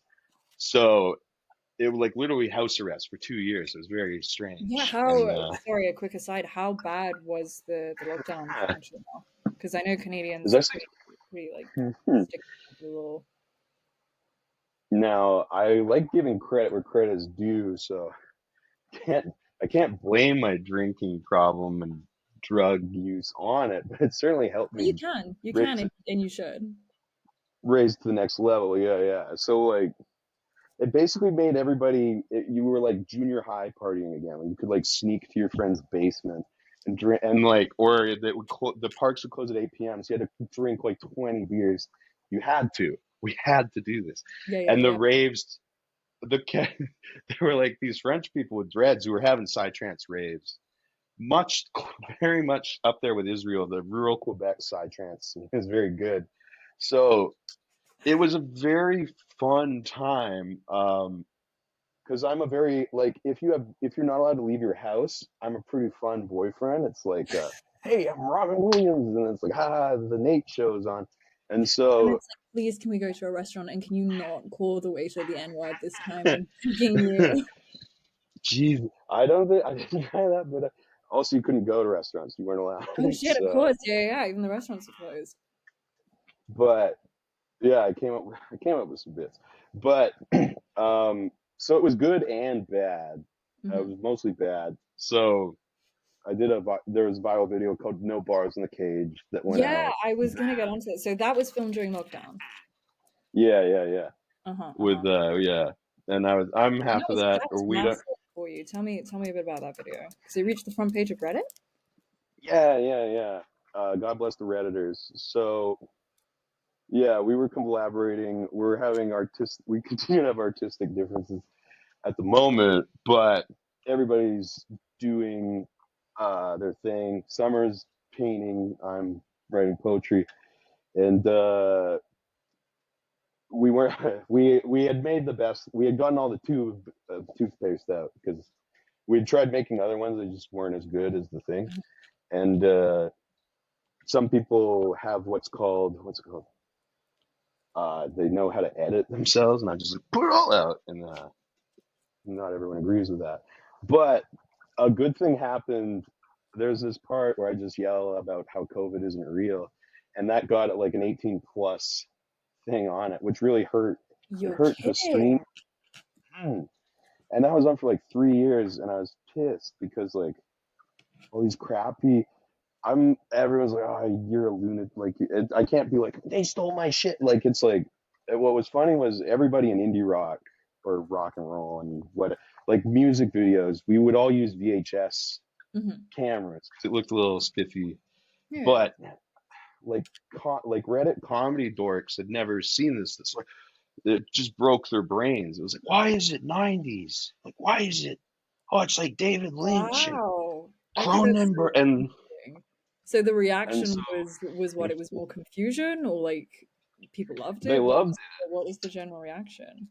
they loved it. And then like, yeah, that's what it is. It's the video.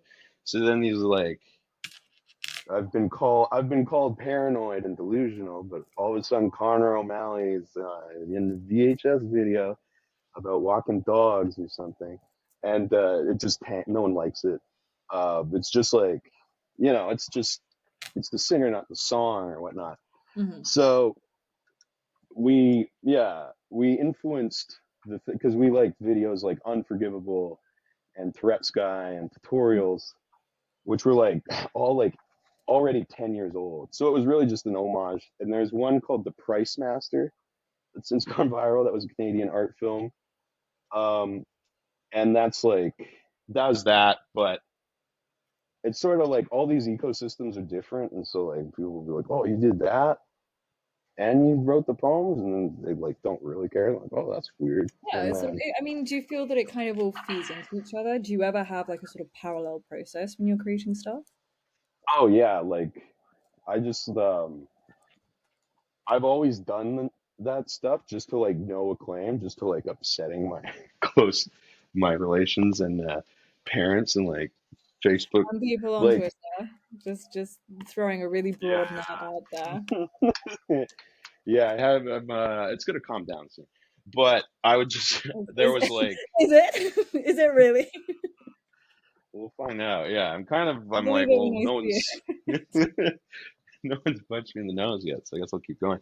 But um, there's like yeah, so I would have like 300 followers, and there was really not funny accounts in like 2014, 2015. But I always had this weird thing where I just loved social media celebrities because a lot of them lived in Montreal and were like insane, egotistical people. Like Goth Shakira, I would always see because she was in my neighborhood, and she would like they were called Goth Shakira, scariest bug ever. Let's give them their flowers. Gangster. He's in trouble. But it was all these like dumb. It was like Tweety Bird. Go ahead, call the cops. I'll blow them and stuff like that. Like Uh-huh. I can selling picture t-shirts, it. and then yeah, it was like left wing feminist memes, and I was like, yeah, this rules. And I would be like, wow, they've got like 80,000 followers, and in my head it was just like, oh well, they must have like a secret group chat, and they're like, this person will now go viral. I was like, that's you got to do that to do that. And I didn't want to like I didn't want to pay for Photoshop. So I was like, well, fuck memes. So I would just like take selfies a lot and be insane, just in a way that just concerned people that knew me in real life. Mhm. And What's it the wasn't best "Are you okay, dude" message you've ever received? until, oh, they'll literally be, I worked at a rooftop greenhouse. I related to Luhan with this. So I was the spray boy, which meant you sprayed Monsanto-based parasitic pesticides on these organic tomatoes, and Wow, I would you do really are fighting the dances. system, huh? Yes, I think that was the first time I got like 200 likes. I liked getting the likes. It was like a serotonin Uh-huh. release. I just needed. I I think it want that does would. physically. I think people have done studies on this. I think it does physically do something in your brain when you see like large Yeah, yeah. numbers of social media. And then just larger than I was used. Like 35 was like that was there was like 5 years of be like. my girlfriend had just left me. Like, oh, 43. It's like, but I was like doing one that was some days it'd be overtime, so I was just yelling in the greenhouse. And my coworker, a long time friend of like 15 years, I would stop after that. Um, so I think there's the more sinister parts of the internet called like Kiwi farms and things like that, where Oh God, there's Kiwi farms. Yeah, yeah, yeah, yeah. which God, I never really. is that shut? I thought that was shut down at some point. The Chinese buy it all and they put it back up. Um, But they did the I same with Uber used to. Express. So yeah, it was like this organic community dedicated to finding morons like Christian and ruining their lives. And then it turned into like they created like some Star Trek rules. If you just quietly observe them, you don't like interfere. But Shit. then it like yeah. And then so I used to wonder because before I've downloaded an app that I could just make memes, and I made some friends who were like interesting people who then turned out to be the first, like some of the first people to find Mikey Miles and this guy Greg Schneiderhan, and so and made the Reddit for their own Reddit channel when it was just like, oh, here's a weird guy. It'd be hilarious to make him a Reddit channel. When the Mikey Miles fandom is like, it's like 10,000. Like Reddit, I try and podcasters go on Reddit like make fun of them and stuff, but it's like I just see it like those Lord of the Rings, like the thing that you can fall into. It's like dangerous. I don't want to spend all that time on Reddit, even if no, I'm like making fun of it, and you're like on whatever small dick problems Reddit all day, but Yeah. and then big dick problems, and then it's just you go down the. But The so I was. one that I love going on is female dating strategy. That always puts a real like pep in my step. Like it's I so haven't. I know I'd be really good friends with every single woman that has ever commented on that fucking insane Reddit. What can you Like give I a good know they'd example? be amazing to hang out with, which is these batshit crazy women. Like, what are their? Are they the ones where it's like F21 M like 68 and all that, Oh no, no, or no, no. That's the like Reddit relationships? assholes. Am I an Oh yeah, am asshole? I the Female asshole? dating Yeah. strategy. It's like I went on a date, and it's like it's misandry insofar as like misandry is real. Like it's a lot of Right, hating, right. They're but like it's ripping but it's apart not some just like poor. radical feminists that hate Uh, men. It's women that are attracted to men and go on dates with men constantly and then report mm. back, and they'll be like, I'm in the taxi on the way back from this date, and it's like, you just come from a date and you're on Reddit. Like Yeah, yeah. Or the people that like screenshot like Grinder and Tinder and like, it's look at this very asshole, he's trying to have it's so bad. sex, and it's like, yeah, that's what the app's It's like that's for. what Tinder's Like, for. Like, what did you oh think? my god, he asked if we want to have sex, and then it's like, what fucking loser. But Yeah, what a loser. He wants to get his dick hard. Oh. and it's funny because it's like I kind of forget. It's easy to insulate yourself, and Mhm. this is like what I said with podcast. There's someone's like, oh, can you take that out? I don't want anyone to know. And even my first time I was like, oh, edit that. Oh, I can't be heard saying that. And like when you host it, it's about after day 4, it's you're just on like, what if Hitler was a gay retard? And then like you don't care. And Well, then I'd you're like, fuck why him. did Just go off the well. No, I'm sure being a like, I mean, speaking of that, like when you're making like these memes and stuff, how aware are you of like the audience factor? Is there still an element of like, I'm making this because I find this funny, or is it totally like this is going to appeal to the people that already find me funny? for me, yeah, it's always just me. And then I'm always impressed. I was like, no one's gonna like this but me. Um, and then it really it improves which I'm always optimistic. Like I've loved the world and technology and the internet. I think it's a great time. I would Oh, rather be like I can't listen all day. Like, oh, it's so bad. Everything's fuck. It is, but it's like you can do like a lot of fun. Like I made my own TV show. I made my own book. Like people like whine a lot or like think they need to feel bad or somehow pretend they aren't part of the fucking evil Roman Empire. It's like sooner or later, it's like you are. The homeless bum outside is like Yeah. nobody gets to feel that good at the end of the day. And anybody who's like, fuck you, army, fuck you, pig, it's like, you're just like, you're you're not being honest with your situation. You're like, you're being the Joker, like, I'm fighting this. And it's like, no, you're not. You're not doing anything. So it's like, that was always my perspective. And that's like, it's pretty thin perspective. It's pretty easy to see me as, like self-absorbed, selfish asshole. And that's fine too. And then like I would Montreal say is it's, like, I mean, there's an element of cynicism to something like that, but I think it's relatively like fair to have an opinion like that, especially when you're functioning within literally for you like a communications based cultural medium when hmm, nothing is gonna fucking change anything. Like we can make as many memes as we like no one is looking at the, like you say, the infographics. Like Netanyahu's not poring over like boss feminist, like boss babe feminist IG queen who's just posted another infographic about Palestine. No one hmm. in the Knesset is looking at this and being like, oh shit, guys, we gotta pull out. So I think like it's Well, a my problem, fair assessment of the kind of I do have, cultural policy. yeah, I have a beef with BB in the sense of like, it's really hurting the whole Jews control the media because Israel's fucking memes suck ass. They're so I shit. I Like it's Palestine's got fucking Fortnite everyone videos. hates us. Everyone fucking hates us so much. And but like you say, it's good. I'm convinced that maybe it's a psyop to convince people that we don't own the media because we suck so Yeah, bad in the media right now. see, We're 6 steps ahead.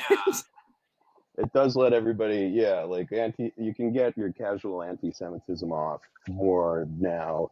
You can get your like Burzum albums out and all that stuff, which is like, that's not saying it's good, but like it's a complex situation. All I know is like like Joe Biden is not gonna, all right, Israel, get out. Like it's one of those, it's gonna be there a second. They're gonna You try and keep it go where there. the money goes, and the money is with Israel. Like that's not even anti-Semitic to say. Like I'll say it with my full chest. And I have so many Jewish friends. Their biggest concern is like, these assholes make us look like fucking. It's like they're really, and it's been said as a strategy to like encourage emigration and things like that. That's like Oh, if I you make everybody, see. Oh, so it's like wow. I get it. it's I hard to like that. That's a good, yeah, that's a good bit. I like that. And then my latest insane, I don't, not insane take, but someone sent me this guy who, Greg something or other, and he looks just like me. Like we got the same Neanderthal face, and he's always yelling about he's doing the pro-Palestine shit, but he's from Fort Bragg psyops, and I'm like, you work with Luhan, and I was always I was always expecting like with the Montreal people, I'm like, oh, I'm gonna get killed when Luhan starts waving around, the Mog David and things like that. And she never did. And I was like, what's going? I was confused. And then this guy, he's mostly making fun of their psyops and their like workout routines and things. And my theory that I send to her and she just leaves it on red because I think it's like a team of people now. She did buy the book though. I'll do this. I'll That's just like good. message like Oh, that's good. Brad Trammell with my crazy idea. I'll be like, Brad, is it true that like the Lincoln Foundation funds you and you're here to like promote right wing ideas through Peter Thiel? And he'll Brad just be like, Trammell is a psyop. Yes. Okay. Okay. Hold on. I'm into this. I'm into this. and he'll just, and then I'll give him outs and I'll say, if you can't talk about this, just reply with what the fuck are you talking about?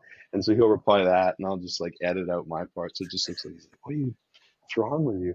But I can say he has. I love the idea that Brad Trammell, of all people, has been sponsored by the US government, and that's immediately integrating that. There's strange, yeah, yeah. There's stranger concepts. I think he was mobilized to help his friend John Raffman because he really jumped into that. There's also someone named Oh, Clementine they were Morgan buddies. who's trying to get canceled. I think They're plot you know it. thickens. I'm sure they were, yeah. Because I had friends who worked for John Raffman and friends who went on dates with him, and they're like, he was fine. He's just really creepy and off-putting, but like it's not really something. And he did weird stuff. Like he had an office, but the office was just like a bed that he sat in, and he would give you a Oh, laptop oh, of like don't like that. porn.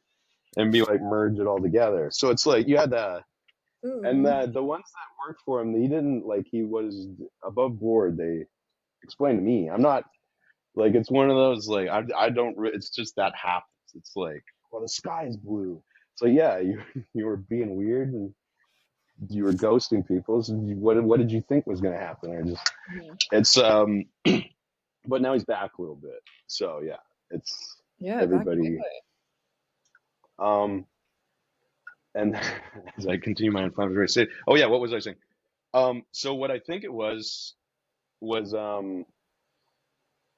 I was like, okay, I get it now. So Fort Bragg has been psyops since like the OSS and things like that, and they're watching. It would be like working at a company, and the boss hires this new office in like Florida, and all these idiots get all this money, and they like don't have any training, so they're just watching these people like shoot. It's like what's happening. It happened in Ukraine too. They're like the bazookas backwards and stuff, and they're just Oh like, shit. look at these assholes. So the American psyops are like they're counter messaging because they're like these fuckers are getting all our money. They want Joe to see that he's like, no, what are they doing? Give it to the guys who are good at it. And so I'm always trying to get him to come on and admit it. He won't reply to me. Um, and then yeah, I don't know what it is, but there's always these weird bony guys that are like doing annoying messaging that look, and so that I've just convinced myself that it's a joke, it's a gag on me. They get the crisis actors, or Uh-huh. maybe I'm a Fed. Yeah, I could be a federal That's it. agent as well. I think it's both at the But same time. Their crisis yeah, yeah, aren't real at all. You're simultaneously a Fed while they are crisis actors. yeah, and then And so I'm also they're also I'm not even a memer or a writer. I'm a lol cow, and I just haven't found the group chat where they like make fun of me yet. But I kind of I kind of had my hopes dashed on that because I was like afraid of Kiwi Farms, but I finally checked it out. And mm-hmm. like you need a million followers for them to like It's difficult to they're break into Kiwi farms. yeah like I I'm not never even cool got enough like to be yeah I'm not popping enough to be a lol cow, so it's just like which sad. is like a relief and disappointing. But Yeah, um, bittersweet victory. yeah, I don't have any Wendy's like sex assault cases or whatever coming up yet. Yet, Fingers believe in crossed. yourself. So You gotta believe in yourself. You can have one of those any day now. You just yeah, try. the hill I die on is like when they're canceling you and it's not sex stuff. It's like because Oh, that's yeah, yelled yeah. at a Because sex, potluck. it's the cheat code to getting cancelled. Yeah, and Because it's it's just kind of like like it appeals to a sort of like base human need to be like, oh, okay, yeah, no, you're gross, get out. Not hmm, doing side stuff and getting cancelled. I think that's something that needs to be commended more. yeah, and then call me old fashioned, but it's like I'm allowed to be a fucking asshole. But that's just like the victims of the sex assault have experienced worse than the Hmm. victims Hmm. of loud Than asshole, someone just being a dick. which Yeah. yeah, it'll turn into me saying, "Well, it's not like I fuck." Yeah, and then I get thrown out of the party anyway. So it's, but But it's, that's what was really interesting about Googling and going on the Wayback Machine for all of this Penny Goring scene stuff in like early 2010s, because so many of these call out posts, you could tell someone had just been a little bit rude at a party. Like that was the base of all of these call out posts, all of these Twitter threads, but they were being phrased in these ways that it sounded like they committed fucking war crimes. And it was hmm really interesting seeing the very early version of that, because obviously that's still something that happens today, where it's like you don't vibe with someone, you don't get along, and so you call them a fascist, or yeah, you know, yeah, say they're gaslighting you or whatever. And it's so interesting seeing the kind of baby steps that movement was taking during the 2010s in the alt lit scene. Uh, yeah. It was a situation where I was able to be convinced that like someone will use a very massaged language to explain how you made them feel in a way that sounds very concerning and alarming. And like, you must be a very scary person. And then sooner or later, you realize that this like 5 foot tall girl is like right in your face. Being like, I feel very unsafe now. It's like, yeah, you do, don't yeah, you're you? not the only Like, one, bitch. Yeah. I'm about to be fucking not allowed in the swimming pool anymore, and you're going to do that for me. So that at least let me know it's like we can't be that, which is like none of this sounds great, but it's like it's a situation where that's I was actually out last night with I make more and more interesting friends who are like I don't know there's something must be different because I'll be with my friend Rada who is a gay man and we'll like be talking we'll be planning something and we were at this like costume thing and he had put up makeup black eye on and I was peeing and he was like standing like next to me but I guess like it had this black eye and this like this it's like Harry Potter studies girl came up to us weeping and like put her hand and she's like I'm so sorry and she's like if you need help getting away and I was like what and so I was like oh shit it was like a Larry David and I was like Ray I told you they're thinking I'm fucking beating you and You're a domestic abuse victim. and it's like so I'm going to New York I've been invited to New York I'm like yeah it's time to leave Montreal because it's not like you could Google them now go Google Nathan Schmidt cancer they're not there Mm-hmm. but I'm out like I don't know. I think I'm wearing this leather jacket and talking as I am with this person who's a good poster, and literally, over 10 people came up to her to be like, "Do you need help getting away from this guy?" and it's like, and And like it's good. she's a little on the spectrum. Like, oh no, it's fine. Yeah, that's Yeah, Nathan. it's just me. Like, don't worry. Wow. And I'm like, and they're in the, but they're also like hitting on it. And like, I was like, why are they only giving the person they're afraid of shots? And like Ooh, I The see. Shrek coded guy, they're not sharing their shots. You're not inviting me to have parties. And she's like, Nathan's gonna come too. And I'm like, oh, fine. And it's like, Oh shit, once this. again, not scared, but the loud man is like, it's a weak situation. Uh-huh. We're the true victims. No, I Loud, know, yeah, for scary men. sure, for sure. My condolences for your struggle. Thank you.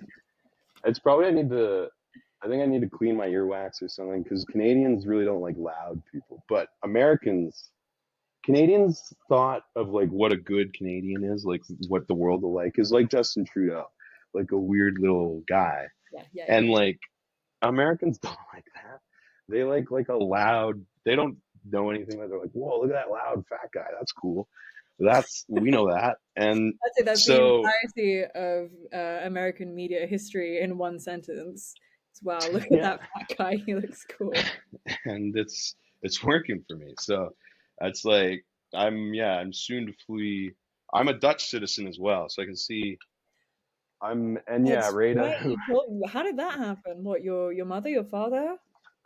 my Oh, father emigrated when he was 11. So my brother and I, we got it. You could apply before the right wing people got in. They closed a lot of it down, but you could just sneak in and get oh, a great. passport. But yeah, I have a few friends, my like Rada, who was always thought I was gay bashing, got a job at the BBC, and then so I'm gonna go out there and visit them. But I'm worried about England because I like French Canada because English Canadians they also love rules. And then the English have been explained like Mhm. some English really like the rules. Like they really like you getting a fine at the like airport line or Oh in the yeah. trolley.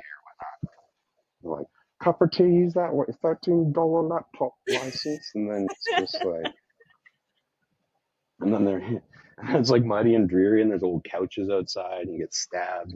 I don't know. But No, I think you're I'm right. England's interesting because we don't have a like collective cultural nostalgia to get back to. So that means that we're constantly, it doesn't even matter what class you are, you're constantly looking either to the state or to like Mm. people that are immediately around you as a sense of security. And the state obviously has failed like 90%. I mean, it's great for Mm. some people. Yeah, well, all the ghouls. For the rest of England, they have to because it's kind of the only thing that I think helps people feel tethered, because there's no kind of glorious 1950s to look back to like there is in America. There's no English dream. Hmm. So I think people There feel are, very safe yeah, I don't want of to. rules. There seem to be very interesting people, such as yourself and some others and whatnot. So I'm hoping to come very soon. Um, yeah, there's this other friend I want to visit, and she has these great donkeys. They're right on the Thames, and I was like, oh wow, Oh, that's shut a up! That's gorgeous. it's hard to. It seems like hard real estate to get. And I was just Oh yeah. joking. I was like, I don't. I need to find another tech job. I don't have a visa there, but maybe you have a carriage house I can stay in. She's like, absolutely, you can stay in a carriage house. I was like, what? You actually have a carriage house? And it's like, so there's like, yeah, I would like. It seems that sounds okay, and then like Peckham sounds okay too. Like I do really like British music. Like I like drum and bass and all that stuff. Oh And wow. Yeah, yeah.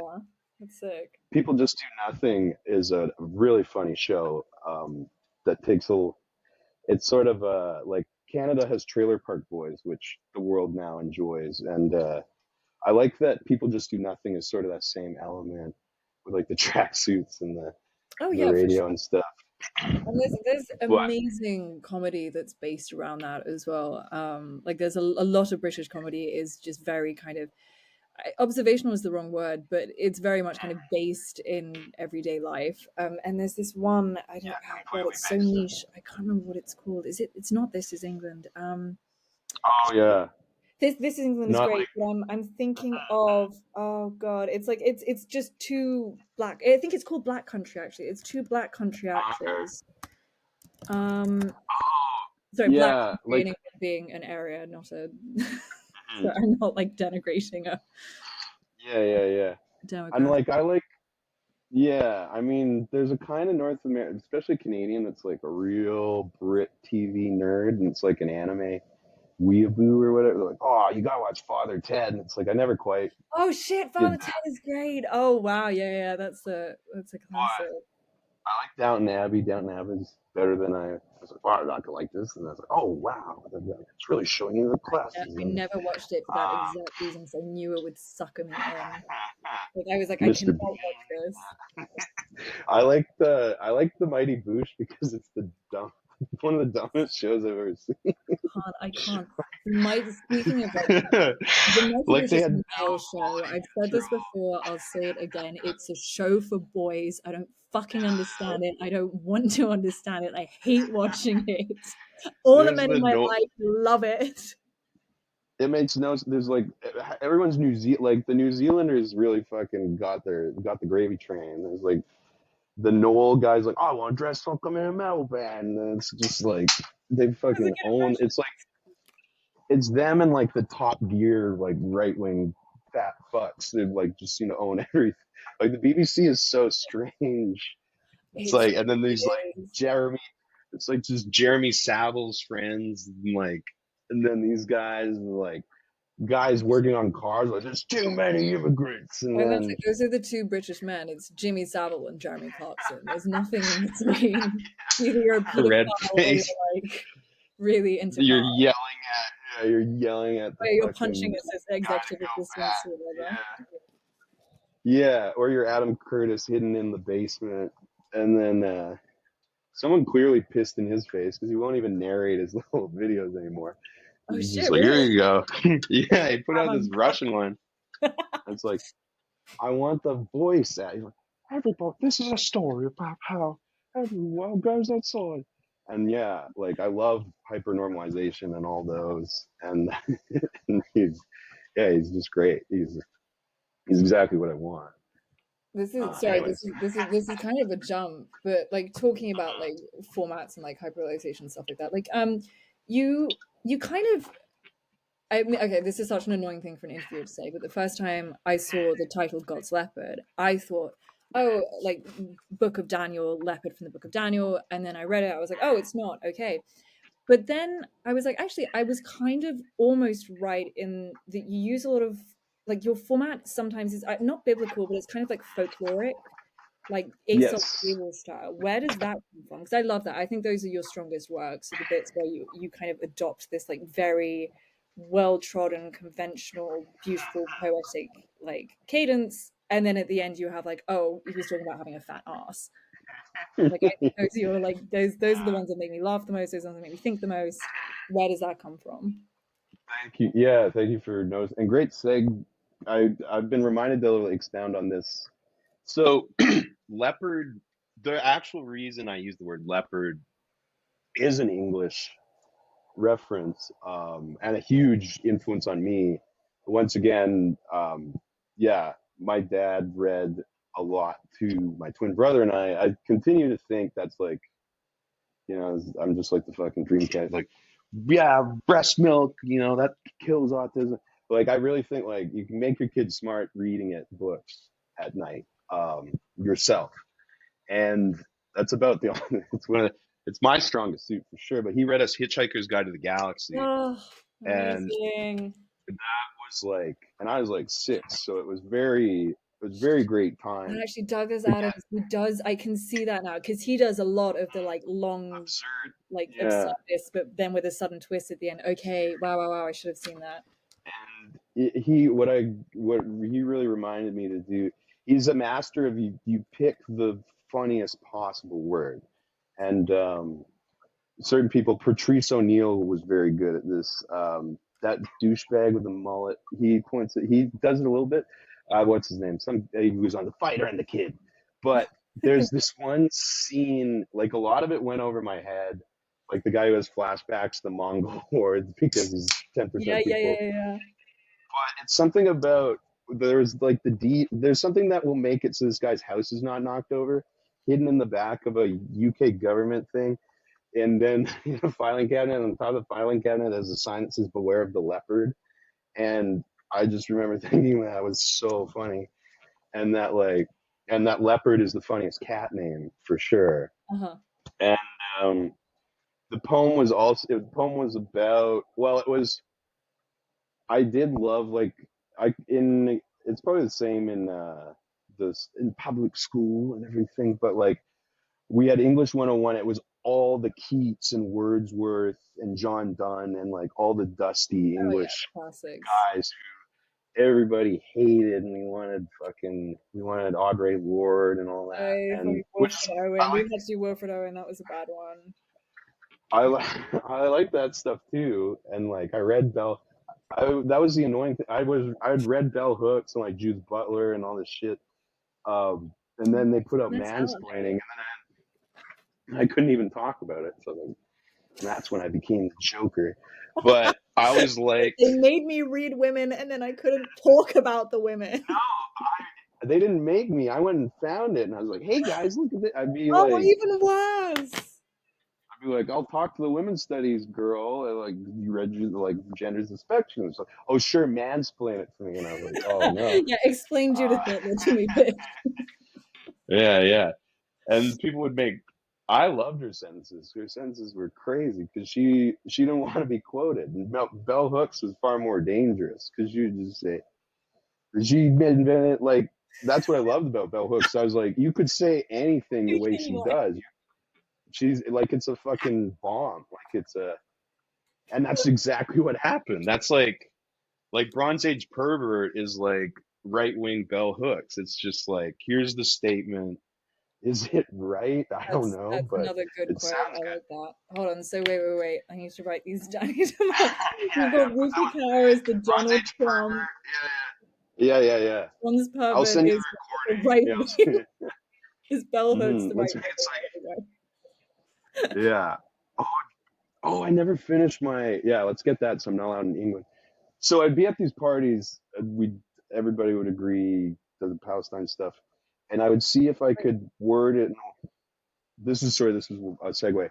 I'd Yeah, be yeah, like, yeah, but to play devil's advocate, uh, Israel has much more advanced water slide technology.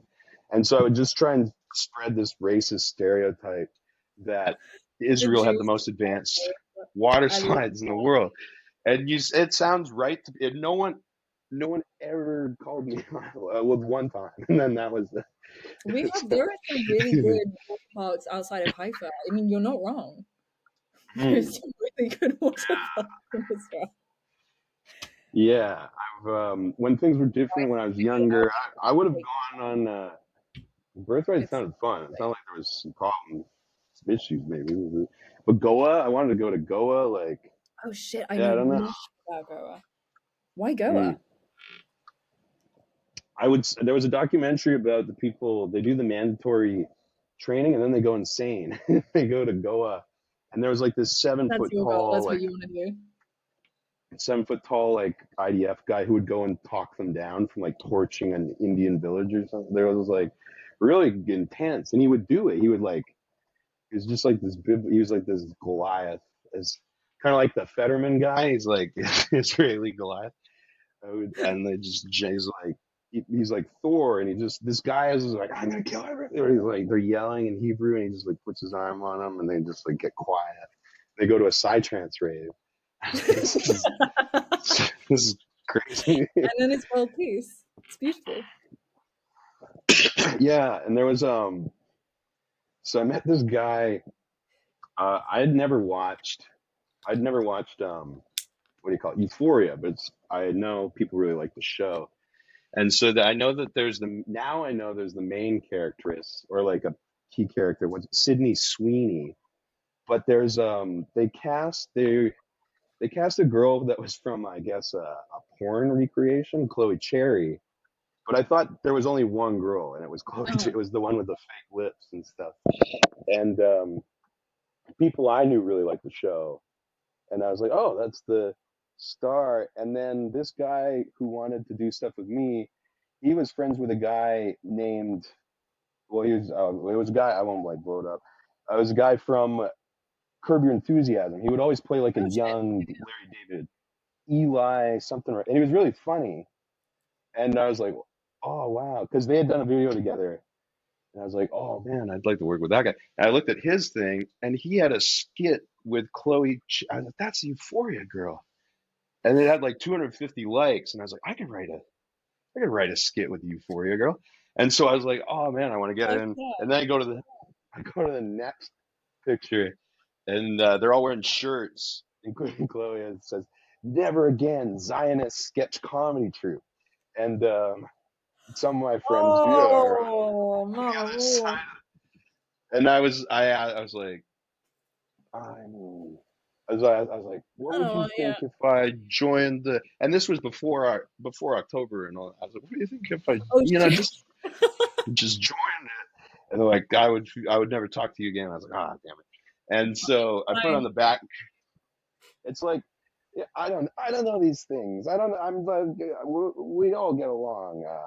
Can't we all just corn pop was bad? Like, yeah. But we all agree it's terrible. Yeah, I'm gonna get in trouble with I everybody. started before October as well. The start of July, I started a private Instagram account, and my goal was every single day film myself drinking a margarita, and then I was going to Oh, compile it and send it to Jimmy Buffett and petition money for the first margarita bill on the Gaza Strip. And then oh hell fucking yeah. Jimmy Buffett died literally 2 months later. And I feel very responsible for it because I think if Jimmy Buffett was still alive, I would have sent him all the videos. We would have opened the margarita on the Gaza Strip. None of this would have happened. Wait, so is this a legal settlement? Well, depending on that, would it be would It's this be dead. in partnership? Would this Doesn't. be like SodaStream? It would just be Irene? me and like a T-shirt that says Jimmy Buffett's Margaritaville Bar and Restaurant, and then like a Oh couple of very goodness. large barrels of my homemade margarita mix. Just handing it out like D-Day, or was it what was it? Was it D-Day when no Christmas Day when they in World War Right. II when they crossed the border to play football with each other. I'm Yeah, picturing yeah. me Like in the middle of the Gaza Strip, Israelis on one side, Palestinians on the other, just enjoying my wonderful margarita mix. Then he died. the So Kardashian. Yeah, the Kardashian cop commercial that everybody that's loves. it's the Pepsi commercial, but it's instead of Kendall Jenner, it's me with my dodgy margarita. Yeah, it feels like it's an active choice now that marketing is like, we'll just make everybody mad. And it's either Oh, for if sure. I don't if I hope it's the strategy. It's not. They just have no idea it's gonna happen. They're like, oh yeah, they'll love this. But It's weird. Like now, I can't buy women's razors without like the whole like trans like debate, not debate, but you know, like the whole trans thing coming up because like I'll be buying razors and it's like if you're a trans man, you can use it. And it's like I want to shave my hairy fucking Jew legs. Like I don't need a bunch of like politics being put on the back of my packaging. And it's yeah, yeah, I was in. I I kind of just. It's like when you're like, oh yeah, it's green. You don't really ask. You look at the soda stream. It's like made in peace and harmony between Israel and Palestine. It's like, yeah, the one. That's the one thing they agree on is the fucking pressurized water. Uh, that's gonna solve it. That's yeah, that's what's gonna bring peace to the Middle East. It's just a really good and soda stream. yeah, and I'm not saying like, yeah, some really fucking bad shit happened. I'm part of me is like, I think killed a lot of fucking people in South America. America did too. Why? Like, anyways, there's just like we can move the attention around sometimes, but well, I'll shut up now. I just shut my yapper on that. Got No, no, no. Go on, go on. yeah. Let's solve it. Give me a Um, soundbite. yeah, I mean, yeah, I've got an episode where I already I need to say all this stuff. Kids at home, listen to what I've learned is yeah, people who get mad don't listen to 3 hours of my dumbass. Anyway, so Yeah, so if we're at an you're hour. like an hour and a half in, that's it. You're invested. You're strapped in. Yeah, yeah, You're not yeah. going This is anywhere. where we rev it up. So yeah, sorry. Back to the. I love the British poets. My teachers were always trying to prove there was something. Autism was. My mom was a special education teacher, so she knew all the classifications and things. It's like I wasn't. I was just. I'm just weird, basically. And I was always comfortable with that. But teachers, like as a class clown, I would write messy and backwards, and I was just like, I know this kid's retarded. This kid's fucking bugging me. Like, let's get it out to the zoo. Or And he's so they would always obviously retarded. they'd give me tests expecting that I would just like flunk out. And then the math and things was like, yep, yep. And then it was the reading side and writing. I was like grade 5 or something, which is like so is the janitor. But it was grade 1, so I heard that and I was like, oh, that's good. And so Wait, hold I on. always Help me read out. Grade one. How old are you in grade one? I don't 6. know the system. Okay, so that's like that's for, okay Yeah, when you're starting. because you guys have kindergarten, right? Or I again I don't actually know the British system either because I went to school in France and then I went to school in okay, Switzerland and they have a whole other fucking system that they only use. right. Yeah, Switzerland. That sounds cool. I'd like to hear about Switzerland too. And I told somebody, I was like, yeah, this person I told them about the car you have. I was like, yeah, it's like a 1 million pound car. A kid I had on, Nolan, who like knows about watches, he's like, that's not a 1 million pound car. He was like, that's a 16 million pound car. I don't know. I guess it fluctuates, but where The DB5, the DB4, yeah, none of you the picked that up cars are at the worth shop, that much. God, I but not wish. 16. God, I wish. How much are they No, worth? I absolutely. I'm not saying you can Google how much a DB4 sells Yeah, for. yeah, yeah. All right. And But what parking nowhere lots? near 60 million. I would not have that car if it was. I mean, it's not mine; it's Okay. my father's. I'll make that very clear in case Dad's watching. Hi, Dad. God, I hope you're not fucking watching. Yeah. Why did he say about water slide? My lovely Well, Jewish dad is like, what the fuck? well, it's true. We're good. We're good at it. 1 to 2 million, though. 1 to 2 million pounds. Okay, we don't have to confirm or deny that, but Yeah, I'm neither confirming nor denying the. Well, God, actually, this is one thing I'm very jealous about American girls is you guys get Jap for Jewish American princess. right. It's one of my That's favorite like reclaimed slurs of all times or whatever. But I can't use it. I can't. I have to do Jap, which doesn't sound as good. That's not as funny. yeah, and it's not very big in Canada. I just think the other guys, the guys at Cardell, like what, and they're like, oh yeah, and they're very different. But there are, yes, I do like those people. They come up, uh, and this one gal. I went on a date with her, and I was like, "Yeah, this is great. Should we go out?" And she's like, "No, I need to go to New York and find a blue blood schizophrenic guy who's going to inherit money. I'm gonna make him die or like get interred. I'm gonna use his money to buy a ranch in Florida and buy as many guns as I can." And I was like, Oh "Wow, gosh. Oh wow. really And respect." she's single. Yeah, she's not dating me. Yeah. She's like, "Wait, you're not Jewish?" I was like, "No." Oh that no. you, I think she knew, but it's like the Nathan. No, like people who aren't will think like, "Wait, you are right," but like, yeah, it's generally It's what's it? It's that's like all. you're Jewish, but not like you're Jewish, not Jewish, Yeah. which is one of the I best. got Like, the Teutonic Neanderthal, like you get this oh like god, I love the primal word Teutonic. Holy chasing. shit, Yeah, I yeah. use that. Hmm. I use that word all the time. Oh fuck, it's so good. It's a Yeah, great Teutonic is word. it's a great word and it's a great word for you for sure. Yeah. The bony weird guy caveman. It's Twitter. Like Twitter's the place where it's like a lot of things about Twitter are like not helpful to me. Where it's like every woman who's 26 years old is a child and all this stuff. I'm not saying that's how they see themselves, like innocent children with $200,000 in debt. Oh, But it sees you fucking raw. Like the videos of like women in their 20s, like late 20s or whatever, and they'd be like, "Oh, I still need my I mother was to make." Yeah, screwed. like, oh yeah, I was groomed when I was 25. That's my age goal. And also, I was I groomed still as need my 41. mother to make, doctor's appointments for me. It's like, your mother did not march in the 70s or whatever for her fucking 20-year-old, 28-year-old daughter to be bothering her during her retirement. It's No, ableist. can't make a doctor's appointment. You went to, like, your parents are in debt for you and you can't make a fucking appointment? Some Like, of us can't go to the protests. We have to make sure that the internet isn't edited, it's safe. and people are wearing masks. But Oh God, wait, I need to so phrase this carefully. There is a, I don't want to say compassion. There is another magazine that works in the same, not in the same city as us, but in the same kind of realm. And they recently hosted. They're in America, and they hosted their launch event. And I was looking at the photos, and everyone had to wear a mask. And it was one of those moments where you look at the people wearing the mask, and you're like, yeah, yeah, I get it. Yeah, I would also wear the mask if that was who the I was bicycle as a person. helmet. And it's There's yeah. The trick is not to react either way. I find 'cause they're both.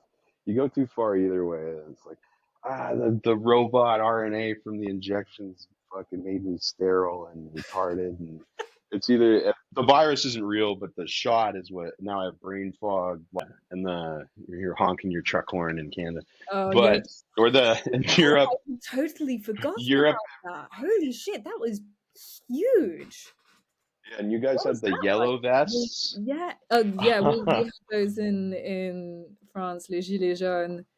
Those are Hmm. those are Which great. here, that's the homeless bums wear those, like just pick cigarette butts up and shit. And what But is a Frenchman if not a Canadian homeless bum? yeah. Norm Macdonald, the great Canadian man, coined the homeless bum, or popularized, I should say. But yeah, I mean, it's like just barely enough time has gone by. You could like a lot of us thought the truckers were like funny. I Mm. understand that if you were in Ottawa, you didn't think it was very funny because they were like honking literally 24 hours a day for like temporary like workers, temporary foreign workers that like And car dealership owners had paid to like honk horns and stuff. So it's that's like the big. right wing isn't as populist. It's never been a really populist thing since Mm. you know who back there. But well, I guess Israel's bringing that back, but a little bit. And yeah, sorry. Whoops. Right. Okay, yeah, masked. Okay, there was a cool. I didn't know what's it called. There's a publication in New York called 3i or something. It's very good Mm. journalism thing. I'm not gonna remember. I'll text I my betaverse super fan. I know that actually I think I can find it the edit on the thing, but she's a very it's like the new what's it like? It's like the Paris Review or what's it called? Oh, N+1 mag. Have you Okay. heard of this? I haven't. Check it out, kids at home. It's I guess it's like the new. Yeah, I don't even Oh know wow, what the gorgeous. last one is. There's a Canadian thing called the yeah. I guess it does a lot of very good Wow, 200 things. pages. That is intense. That's gorgeous. Mm. I gave her a free God's leopard. She's yet to phone me back or acknowledge. I don't think she. I think she threw it in the garbage. But thank you. Let's also another great magazine is it's the London Review. Is this what's your public? Oh, hold If on, we you're can talk bugging about yeah, out. Hello. let's inform the beta. Hi. Oh, Wait, hold on. we've got a we've Oh, got there we an go. You're Israeli back. drone walking. Yeah, Okay, I thought about netting you too hard, and there's one like outside my window right now. my The brain screen goes shift to that like they put TV in static when I was somehow. born. Yeah. BB's there. He's like, you fucked up, you fucking jackass. That he's from where is he from? Jersey. Yeah, he's like from Jersey. Yeah, That's yeah, crazy. yeah, no, who's from Jersey now. But yeah, no, Lives this next M to plus Billy is amazing. That's crazy. Joel. 200 pages for a magazine is wow. It's $200 or 200 No, pages. 200 pages for a magazine. That's Right. it's impressive for a literary magazine. Really Yeah. cool. They put it out. I think it's for a year. You keep it in the outhouse. You can use it as toilet paper, but it's a neat publication. But yeah, how did your period? It's the London Gap. I It sorry, I don't fetch. have it. No, don't worry. The honest to God truth, and the moment that I get off, I'm gonna have to go and delete this article. Is I wrote an article back in like 2018, I think, that was just this rant against this girl I went to high school with who had posted some really stupid meme about how contemporary art was useless and didn't have anything to do with real life and blah blah blah. And I got really annoyed, and I'd never studied art at this point, but I didn't like this girl, and so I was like, you know what, I'm gonna Just formally respond. That's the thing, and I wrote this article, and then I really got into it, and I started researching, and I read like a bunch. Like I think I read like Ways of Seeing for the first time because of this article, oh yeah, that's a and great yeah. I Kids at literally home, ways at seeing. Yeah, that's good. oh for sure, I did my sort of art history 101, and then I was like, I'm gonna put this article up, but I'm actually I want to write more about this, so I made this little Wix website, and and then I wrote some friends in university to writing some opinion pieces, some reviews. We had a really great Octavia Wyant wrote for us, and she made this like wonderful review of Blade Runner 2049 and argued like it was the perfect sequel and argued how it was the perfect sequel, and it got like some people on like Reddit interested and stuff. And then eventually I just kind of took it a bit more seriously and started. I mean, I did the whole fake it till you make it thing. I lied to London Fashion Week in 2019. No, 2020, right before COVID. And I said we had like a bunch of readers, and they were like, yeah, sure, come. We did not have a bunch of readers. It was me and like my friends. And then I went to London Fashion Week, and I wrote this article, and I saw a model in the smoking area with Tyler, the creator of a nightclub at an after party, smoking weed, and I put it in the article. And 48 hours later, I'm contacted by a prominent modeling agency, um, who have three letters. It's IMG. It was IMG Models, I think. Actually, that's vague enough that people will get what I'm talking about without. Was it a C a It was C not and a D? it was not a C&D, thank God. It was a, hey, you should take this down. We realize you're a small website. So I like they knew that I wasn't It's going to be your like, oh warning. no, I'm going to fight back. Like me Fuck and you, yeah, I said, fuck you. I'm gonna fight against the machine. So yeah, dude. massive hypocrite. I took it down immediately, and I was like, yes, thank you so much. But it was crazy because the article had, I think, maybe 1,500 views when I got the Mm. it's time, which is nothing in the like Yeah, vast sea of things being published after London Fashion Week. It's yeah, not. yeah. So someone on their team is working over hard, like overtime on finding that. And after that, I was like, wow, this is really fun. I loved that feeling. I love that feeling of receiving that email. I was like, I want to do this all the time.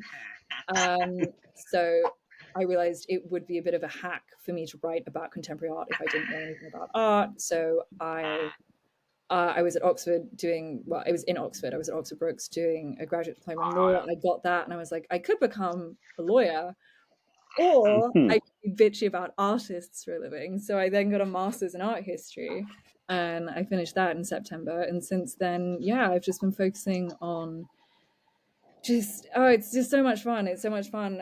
I get to be bitchy all the time. I get to be bitchy for a living. It's just fantastic, and I get to meet cool people like this. Like this is never something that I would have been able to do without the magazine.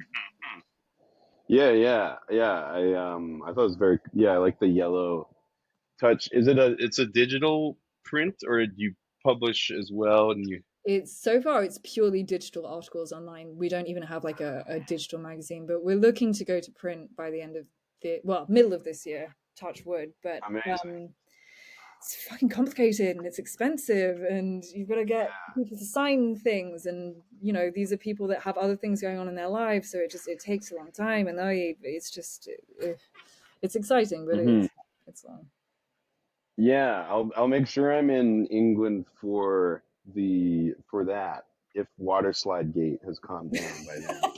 But if I'm not in prison for Yeah, that's it. Yeah, it's true. anti-Zionist The drones are on their way. discussion. Yeah.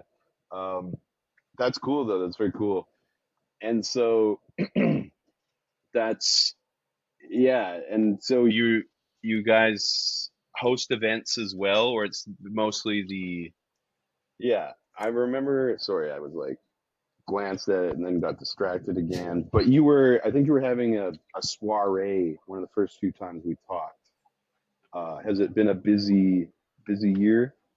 Ooh, yes. Yeah. I think I remember. I think I was at Elizabeth G. Bauer that night. Yeah, it's been busy.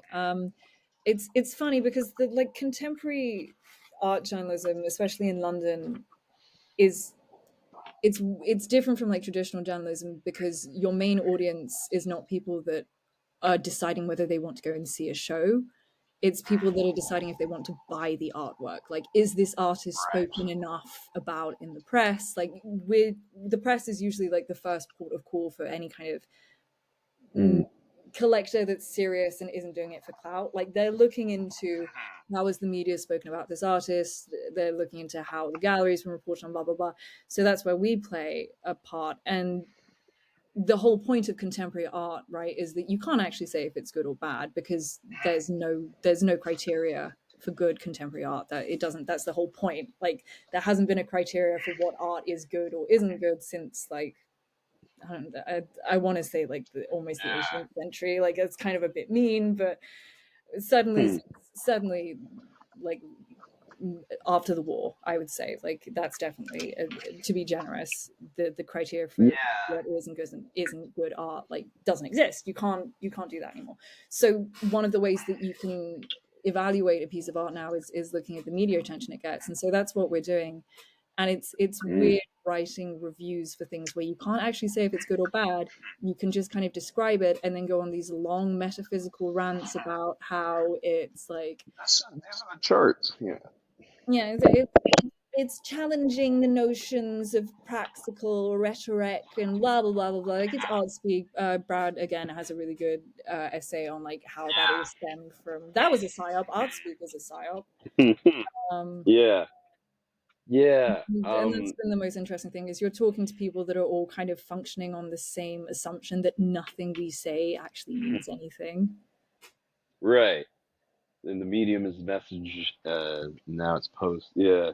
That's all. I'm sure Brad said it snappy somewhere, but it's like, it's been really exciting. And also, I love Damien Hirst. I feel like he gets a bad rap He does. because My specialty is taxidermy. I wrote about Victorian taxidermy for my masters, and I love his stuff. Like, it just gives me like a physically like crunchy feeling inside. his I pill, his House is desk one of those. cabinets, and Hospital Doors is another good one. And then I love in the documentary, I don't know how much of this is like, curated. He just comes off like a limey dope. He's like, oh look, Mexico. Oh look at lot. And he's just like living in a fucking Is. like He is. all He's expenses kind of paid. a geezer. Like Just, he's kind of a proper British geezer, and I think that's kind of a part of it. There's a very similar artist, Popsy, who mm, he's a British geezer, and he makes these very like kind of obvious like pop art pieces. And I think yeah. it's so like it's so quick. You look at his stuff and it's so quintessentially like 20, like I'm gonna say 2010s actually, not even 21st century, like Alec Monopoly style. And Yes. then you Yeah, meet him and he's yeah. like a classic British geezer, and it's there's something in between like the British geezer masculinity and producing contemporary art. I don't know what the connection is, but it's there. It's fully there. Speaking of too, I got Burial in and Tech no Code 8. Anyways, Burial Hyperdub. There's another accelerationist crossover. It's the Chapman brothers. Ooh, Chapman So Brothers. they Nick Land's Fanged Numina. Probably the best thing about that book is the cover. And it's done by them, and they're the first guy. They call themselves like accelerationist artists. They're definitely like it's a beautiful combo of like grifter and like the like dork. Their first thing was like painting like Warhammers of Hell, and all these things. I It's love it. recurrent, and they'll buy 50 of like Prince William's biography and like paint shit on it in 5 seconds and stuff for like Oh, $300. There's sort of what I like to is like, yeah, Brad does an amazing job of covering shit that would be totally forgotten, like the of that art and like the jogging, etc. And he's kind of stepped away from his own practice where he was like putting a Bitcoin in the wall, and allegedly he bought a lot of those Bitcoins. And this is all there's all these rumors, it's I most like Brad's like this this is guy's this is gonna sound horrible, but there was some report he did.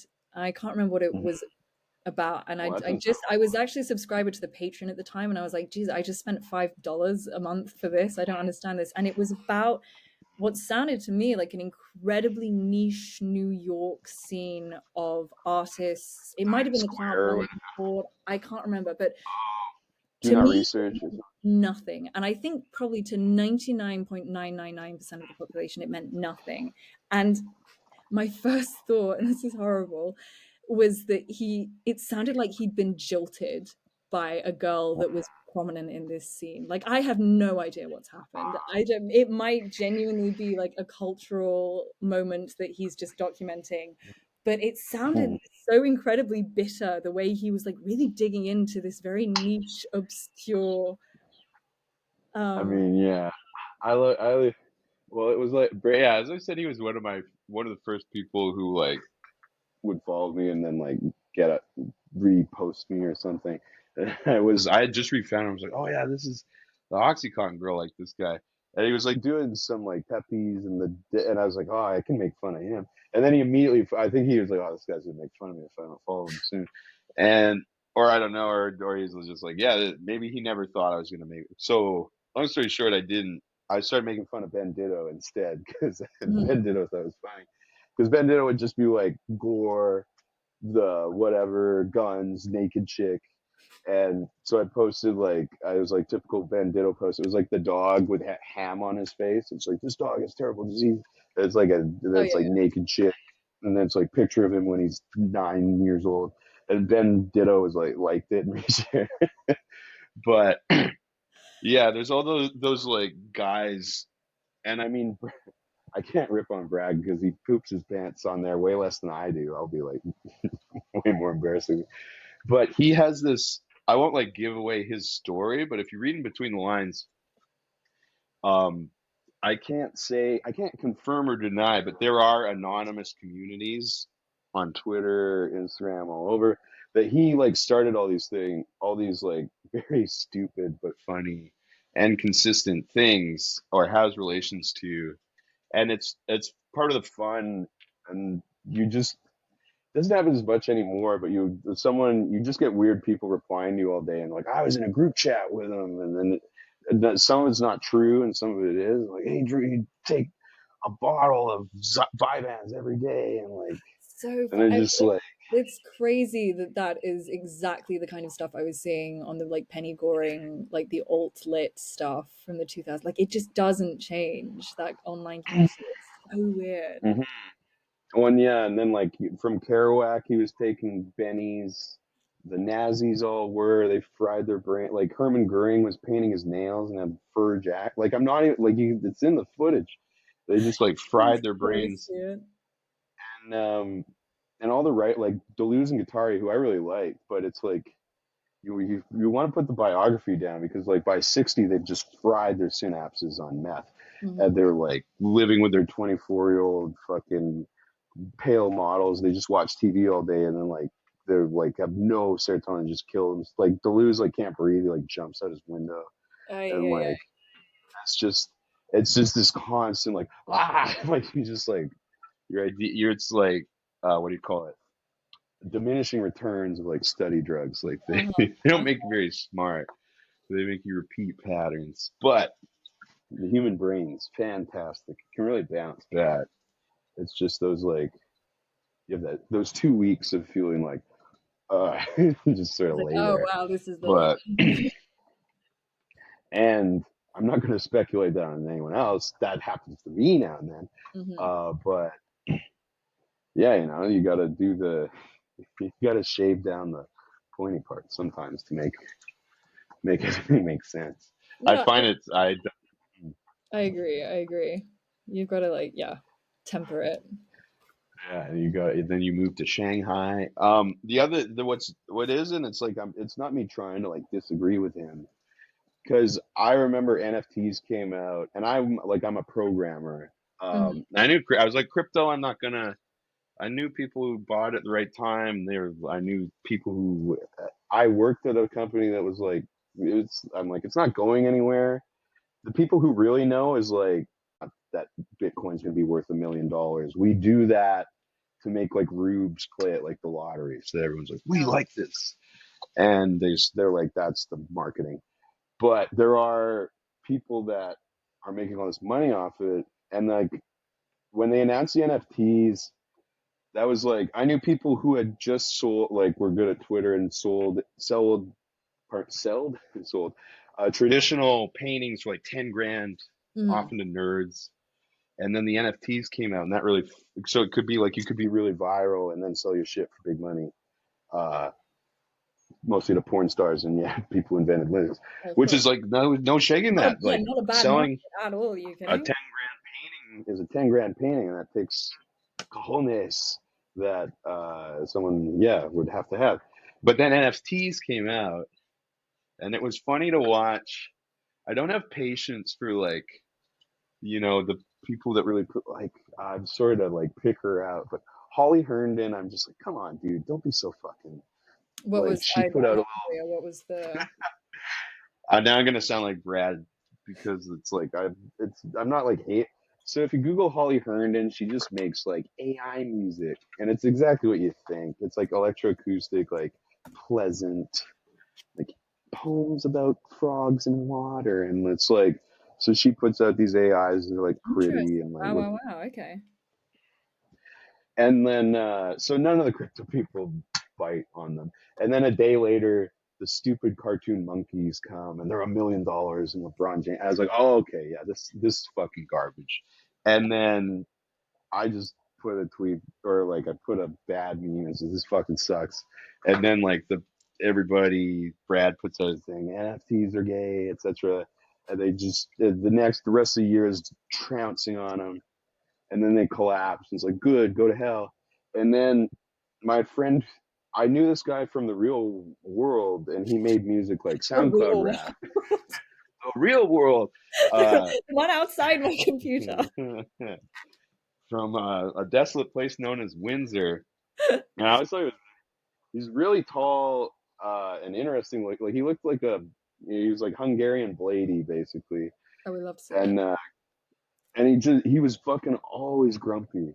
but like still like fun to hang out with. And he wrote like really good music, and it was like SoundCloud in like 2016, so he made no money like any of us making music. But we would get really drunk and listen to his songs, go, yes, woo. And then he went back to Yeah, for sure. and I called the Windsor kids Boomerang Boys because they go back to this awful town and they either like go insane, live with their parents, or like worse, and I don't want to find out. Yeah, where is Windsor on a map in Canada? It's right across the pond, the lake, from Detroit.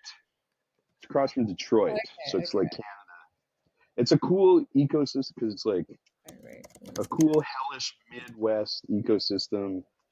Yeah, we'll show it. And the people there are very like they're very inner. They're like it's sort of Edmonton's similar where it's like everybody kind of figures out their own kind of personality and niche, and they don't like do what New York and California do. But so he disappears to there, and I hear he's living in a cabin with no electricity. I'm like, oh no.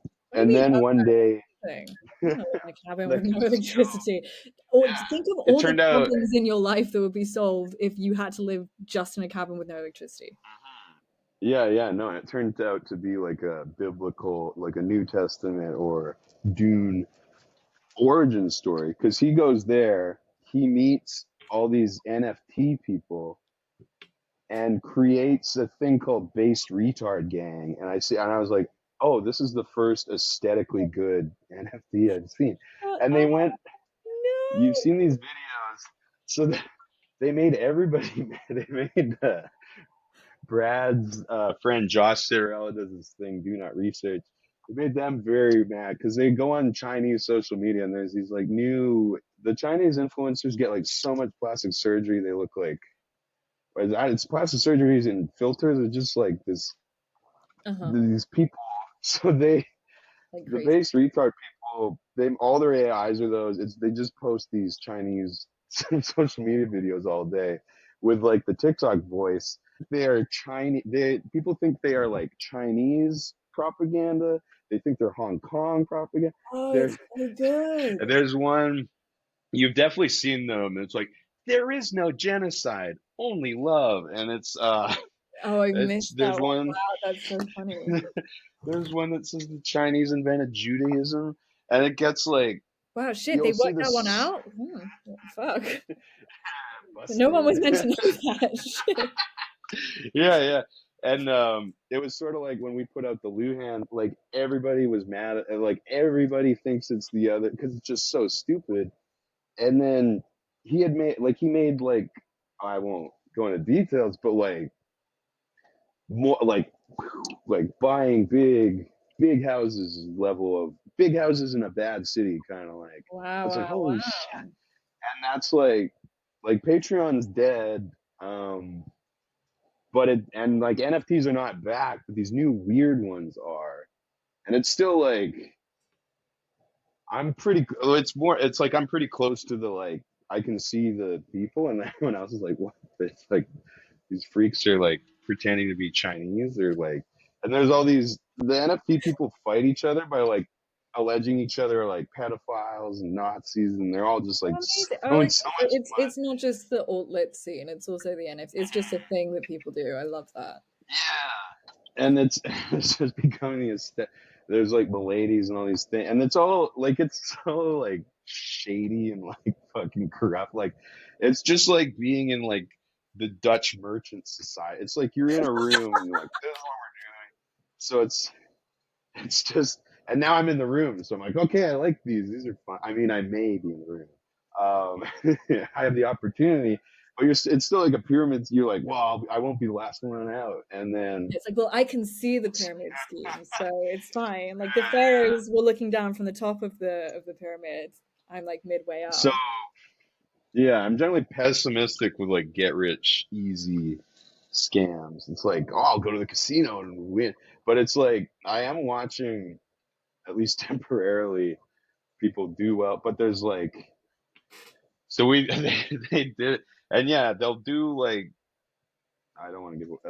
I think it'll be fun. So there's one we met these strange, innovative people that made worms NFT. So I'm like I'm just trying it out to It's see. weird. Like I remember I vaguely looking out for like AI art like way back before COVID because it was I was a beta tester for God, was it Dreamscape? I think like Okay. I helped correct Or yeah, GPU or whatever it was. You know, like they show you the, I mean, you get paid $5 an hour or whatever, and it was easy work. And so I was kind of keeping an eye on that. And then like AI art, like the really early AI art blew up, and then NFTs. And by that point, I was watching it from like an art market perspective, and I had been invited to an evening where Bonhams, the auction house, did I like Bonham. NFTs with fucking oh my god, who was it? Philip Colbert. And it was the ugliest art like I'd ever fucking, you know, it's 3D animated Yeah, lobsters. Like he tries to be cause kind of like that's so it's fucking awful. Like it's ugly, it's the worst stuff. And they got like Teeny Temper and some guy from GQ to kind of latch onto it. And they did this talk. And I was really interested at this point because the technology behind it was all a little bit, it wasn't like it hadn't been as successfully dumbed down by that point that people like me, who I don't program or do anything like that, yeah. I didn't quite understand it yet. I was like, great, this talk is going to be fantastic. And even I knew enough about like processing and image creation and stuff like that that I could tell these people had no idea what they were talking about. And Oh so man. NFTs from an art market perspective is so interesting because what I thought was going to be really interesting about them is like, okay, it's an integration of like technology and art and blah blah blah. Now it's just Yeah, artists making the art. intersection. Yeah, and then I some, the fucking intersection is the internet that's working for yeah, yeah, yeah. whatever that has to upload all of these fucking ugly Uh things. Like that's it. I That's love the intersection. high tech art because artists are such fucking dipshit. They literally just rip the box open and do the first thing. Like the first drone I saw was the artist who put his cat on the fucking drone. Like he taxidermied his cat on I've the seen drone, that. Yeah, yeah, and yeah. The Swedish guy. everyone's like genius. Oh, he's so clever. It's like he just literally took it out of the box and killed a cat with a hammer, and like it was the there was the fucking thing. Like, I mean, okay, yeah, thinking you're gonna fucking kill an animal and put its skin on. I guess that's little creative, but yeah, and they'll just be like they'll fucking glue it to the wall. It's just the laziest Yeah, yeah, shit. Like yeah. they have to polish. Like I fucking hate Ai Weiwei. That he's such a douche. Oh well, my God, Anyways, I have beef with Ai Weiwei. Oh, I can't. I'll text you about. I have major beef like with Ai Weiwei. Legal beef with his Ai the Weiwei. documentary, people thought he was so fucking. He's not like they showed his New York work. It was a like it was the AIDS epidemic when Ai Weiwei was so brave. He had a fucking raincoat he glued a condom to. He's like, yo, Uh-huh. wear raincoats so you don't get AIDS. It's just like you fucking Love stupid. it. And I love the idea that there's some poor gay man in like Wisconsin in the 1980s dying of AIDS in a hospital that wants him dead. And he's like, oh, thank God Ai Weiwei's done something. Like, Yeah, I'm in a really bad this situation, but this has made it all better. this doughy panda shaped Chinese man is just like, yeah, smoking cigarettes. Like, we're gonna let you build a AIDS is coliseum over bad. And everyone is like, oh, Pong not Ping. like that. Like, guys, don't be Uh, racist. yeah. But I like Cutie and the Boxer. They were cool. That guy. They were Cutie and the like, Boxer? yeah. It's like I was just dealing with my uncle's. He was an outsider Oh, artist. yeah, I was so sorry to hear. Hmm. It was How, yeah. did you at least get to have like It's a fun funeral or? yeah. Well, we're gonna have. It was we scattered the ashes, and there's gonna be. I'm actually. There's been way more interest than I necessarily expected. He was a little too. He's a little too committed to the outsider bit to ever not like hit gallerists in the head with bottles and things. Like he always had attention and then would blow it up quite rapidly. So Mhm. when you have the cutout, when you have the provenance and like a picture, it's easier. But some like very not wealthy themselves, but from wealthy families, they're like, ah, that one's cool.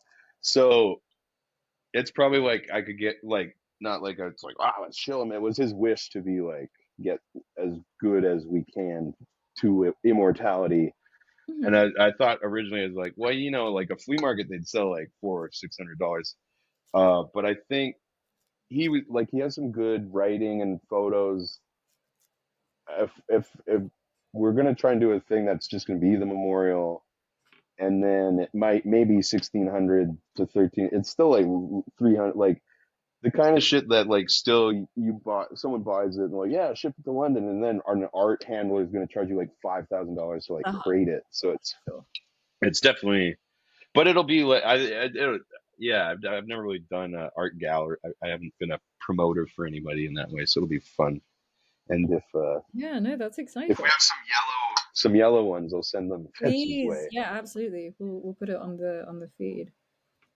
Would we have? Is that Was it because God's leopard was yellow we were able to move forward, or? Yeah, that's the sole reason. Yeah. I only interview artists that create things that have yellow in them now. It's a good, yeah. I love yellow. It was brought to my attention. There was another poet named Nathan who put out a yellow book of poems My in condolences. Shit. September. Yeah, what's it called? New Egg or New Nate? He's Nathaniel. I'm Nathan. I think He's it a would good be a twit. great fit if I just featured a photo of his book on the cover of the article. Yeah. I'm I'm beating him in sales right now, so I'm pretty live and let live. But yeah, it's good to have The competition. big win. Do you have a favorite Mm-hmm. poem from God's Favorite Leopard? God's Favorite Leopard? God's Leopard. Leopard. God's Oh, favorite. they're all my Yes, they're children, all your but children. Da da da da da da. Which one are you I least likely will. to drown in the bathtub? I like when people will. I like when people because it's like I did write a book. I tried to write a book and I know many people, and I once it's like there's nothing wrong with not reading. I think reading can be bad for a lot of people, and if someone doesn't want to read, they definitely shouldn't. But I wanted it to be easy to get through, and because it's like I thought like okay maybe I can sell 50 of these over a year, and like maybe someone will look at it if they have like a bad food poisoning or on the John or something. But I like But now you're working very for this quickly point. I read it. It's like 30 minutes for me to read through, and I'm like, but I mean I wrote it, so I'm probably like. But I got like 30 texts and messages of people like excitedly telling me like I finished it today, and I'm like hell, like I'm not gonna be like well, duh, you idiot. No, it's like sick, like that people were like maybe that's the first book they finished this They've year, actually finished and and it that's works like now. Yeah, they're yeah, like yeah. hey this is fun. I thought poetry would be gay, and it's like not in like in a fun way. It was Yeah, yeah. but all good. The best poetry is that it The has West to be Virtue gay. is gay, Um, probably. especially male poetry. But I try and through my own not pretentiousness, we'll say precocious. I try and sprinkle in the like really deep cuts. Oh yeah, and this is how it started was I made a fake book called Statistical Argument for the Ethics of Gambling. And that's when academic fraud art offered to put it out, and I was like, yeah, sure. And they messaged me and like, when you sent it over, and I was like, well, I need to write it. It took a few more months, but I did write that poem, which is yeah, I'll find it. I don't think if it kept the title, but it's Yeah, it this. makes me feel What was behind the decision to only have a couple of them have titles? like well, I have to credit the mysterious publisher at NDA. So NDA was the first fraud books before it was always academic fraud. It was various people who wanted to do the thing. And then they were like, well, let's get like clouded up meme people to do it. And I'm still like not very clouded up, but they just like the poems and shit. But the person who did it had 17 years of like art books and poetry. I literally sent like I would just fucking I had like an endless toilet paper notes feed basically. Like Uh-huh. I would take my notes and then slap them in a Google Drive and like just and like some had titles. Sometimes the titles were missing, typos and shit. And I was just like, sorry, and then like, and a few The of idea of them, you sending it off with an apology, just like I'm so sorry. Yeah. yeah, and they did an amazing job of sorting them, and they were like, you got to do the no punctuation because it's like, it started as like someone thinking they were so cool, and then it's like a inside, it's like a poetry like, what would it be? Yeah, like I don't know, hamburger where you put the fucking toothpick in it or something. It's like a trope, Yeah. but Consistency. so yeah, and they did it, and then oh yeah, when we were talking about favorite poets, so I really like John Donne and all those guys. Like I sincerely like those guys. And Steve Goodman, pardon me, is one of Bukowski's proteges, and he was a Jewish heroin addict of Oh, very wealthy landlords, and he blew all his money on heroin and made candles and wrote oh poems. my god, And he just sounds died so cool. a very fat heroin addicted John. It's so Um, good. and That's such a I good read name. I Heck yeah. I read him after I'd finished the book, and a lot he wrote a lot of ones that were like my dumbest ones. And that segues into, he also did the cover, which I'll find the poem that I wanted to read. I would say academic fraud if you can add numbers. Well, maybe I'm just being a pussy, but it's hard to find. I'm looking for a specific one, but it's gambling is. I should just have it memorized, but I'll find it here. But it's a little homage to my. Oh yeah, well, yeah, no, that's where's it? Hmm. Oh, whose address did I put it? Oh hell yeah. um, but yeah, I like that people will send me a different one. Like different ones really speak out to people. But yeah, I tried to never like rush. I would just like generally I wouldn't ever do more than three at a time, and two of those would suck. So I like it spread over like a year and a half, and that it just sort of naturally had a lot of styles. It wasn't all just beat poetry knockoffs. Oh, I know what I think I'll just find yeah yeah, this is like welcome, this is me on stage just like panicking more and more. God, yeah, I won't remember. I'll just try and remember it here. Oh yeah. Okay. Oh yeah, it's simple. Gambling is a gift from God. His love shines when you win. If you lose, you are a Calvinist. It was because of sin. And that's just the bottom stanza.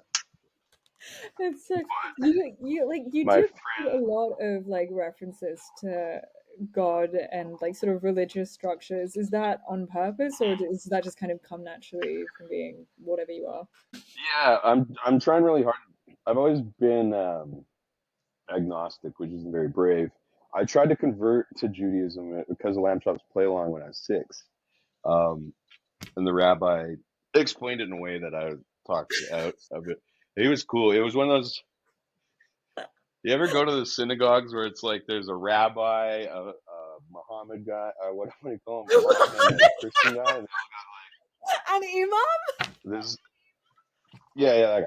And then like an Anglican minister wearing like a bicycle helmet. Like, they're like the multicultural pals, you know. And so my mom like brought me there to be like, well, he can tell you why you're not going to do that. And I stayed with me. He's like, you see, when you say God has the Jews as the chosen people, and that's like when you're in school, sometimes the teacher picks you to do chores for the day. So God just pays extra close attention to us. We got to do a little bit more work. That's so everybody can get along. And I was like, okay, and that makes sense. He wasn't even like, yeah, we got to cut part of your dick off too. He didn't even have to say that. I just was like, I'm not gonna. But so yeah, I've always had a religious. I never got into the whole like Reddit atheism, like explain this. But Okay, my yeah. dad always liked that, and I've been really trying to get into Kierkegaardian Christianity, Oh my which I God. like. Read Spinoza. If you're doing Kierkegaard, do Spinoza at the same time. It's so fun. I love Spinoza. Yeah, yeah, yeah. Deleuze, Spinoza. Yeah. Yes, yeah, yeah, yeah, Um, yeah. The best, the best, the best. Such a good book. I always recommend that to people. Like people are like, oh, Deleuze is it's like it's whatever. Yeah, if you don't like it, don't read it. But I like it. I Yeah. like his George Bataille, The Accursed Share. But yeah, Kierkegaard, I just love his style is so good. Same way that Nietzsche's just has good style, but Kierkegaard's is like transcendent. Like his novels are, and his like. But it's strengthening my faith in it because I was like telling everybody like, yeah, I'm a Kierkegaardian Christian as I'm like fucking partying all summer, and then I got laryngitis for like 6 weeks when I kept saying it and like wasn't doing anything. Fuck, I was like, all right, like I can't keep like fucking lying on this shit. I gotta like actually do it or shut my fucking mouth. Yeah, So that's why God gave you the it was. laryngitis. Mm-hmm. Push to Abrahamic greatness. Kids at home, button down and read Fear and Trembling and Either or, as Elliott Smith.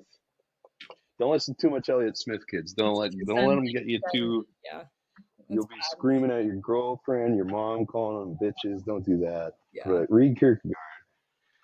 And yeah, he smoked a little too much meth. Don't All smoke about it. Elliot Smith. Hmm. It's all fun and games. You start smoking it. Miss Lauren do that too. And then, oh yeah, and well yeah, Nick Zalea recommends Father Seraphim Rose. I still need to get around to that. But yeah, I like religious writing, and then it's just yeah, Calvinism's so funny because it can seem quite ridiculous and unfair, but like I many think I'm things not even kidding. Dutch do. Hold on. I think I have. Fuck. I used to have a like Calvinist Bible, Oh and wow. the warnings at Hmm. the start about how you shouldn't enjoy, like in Old French, you shouldn't enjoy yourself reading the Bible. It's like this whole thing in Old French where it's like, oh, you know, you're about to read the most beautiful and important text ever written. Don't have fun. Like, don't have fun. It's and I Yeah, no. what did a shit. Yeah. Why don't why don't Southern Baptists have sex standing up? I don't know. Tell me. Someone might see them and think they're dancing. Oh shit! But damn. Yeah, that was I think I was inspired to put a Calvinist joke. One of the best parts of Trailer Park Boys. It's a very stupid show. And there's a character who's like this guy with a mullet who pretends to be paralyzed. He just sits in a wheelchair drinking beer and eating chicken fingers. And for some reason in an episode they just make it that he's a Calvinist. And he's explaining things. He's like, no, Ricky, like I'm a Calvinist. He opens his book, reads one fucking line, like Calvin, and like it's like the dumbest, the most lowbrow Calvinist joke that has to exist. It's It's so good. good. That's what makes it good.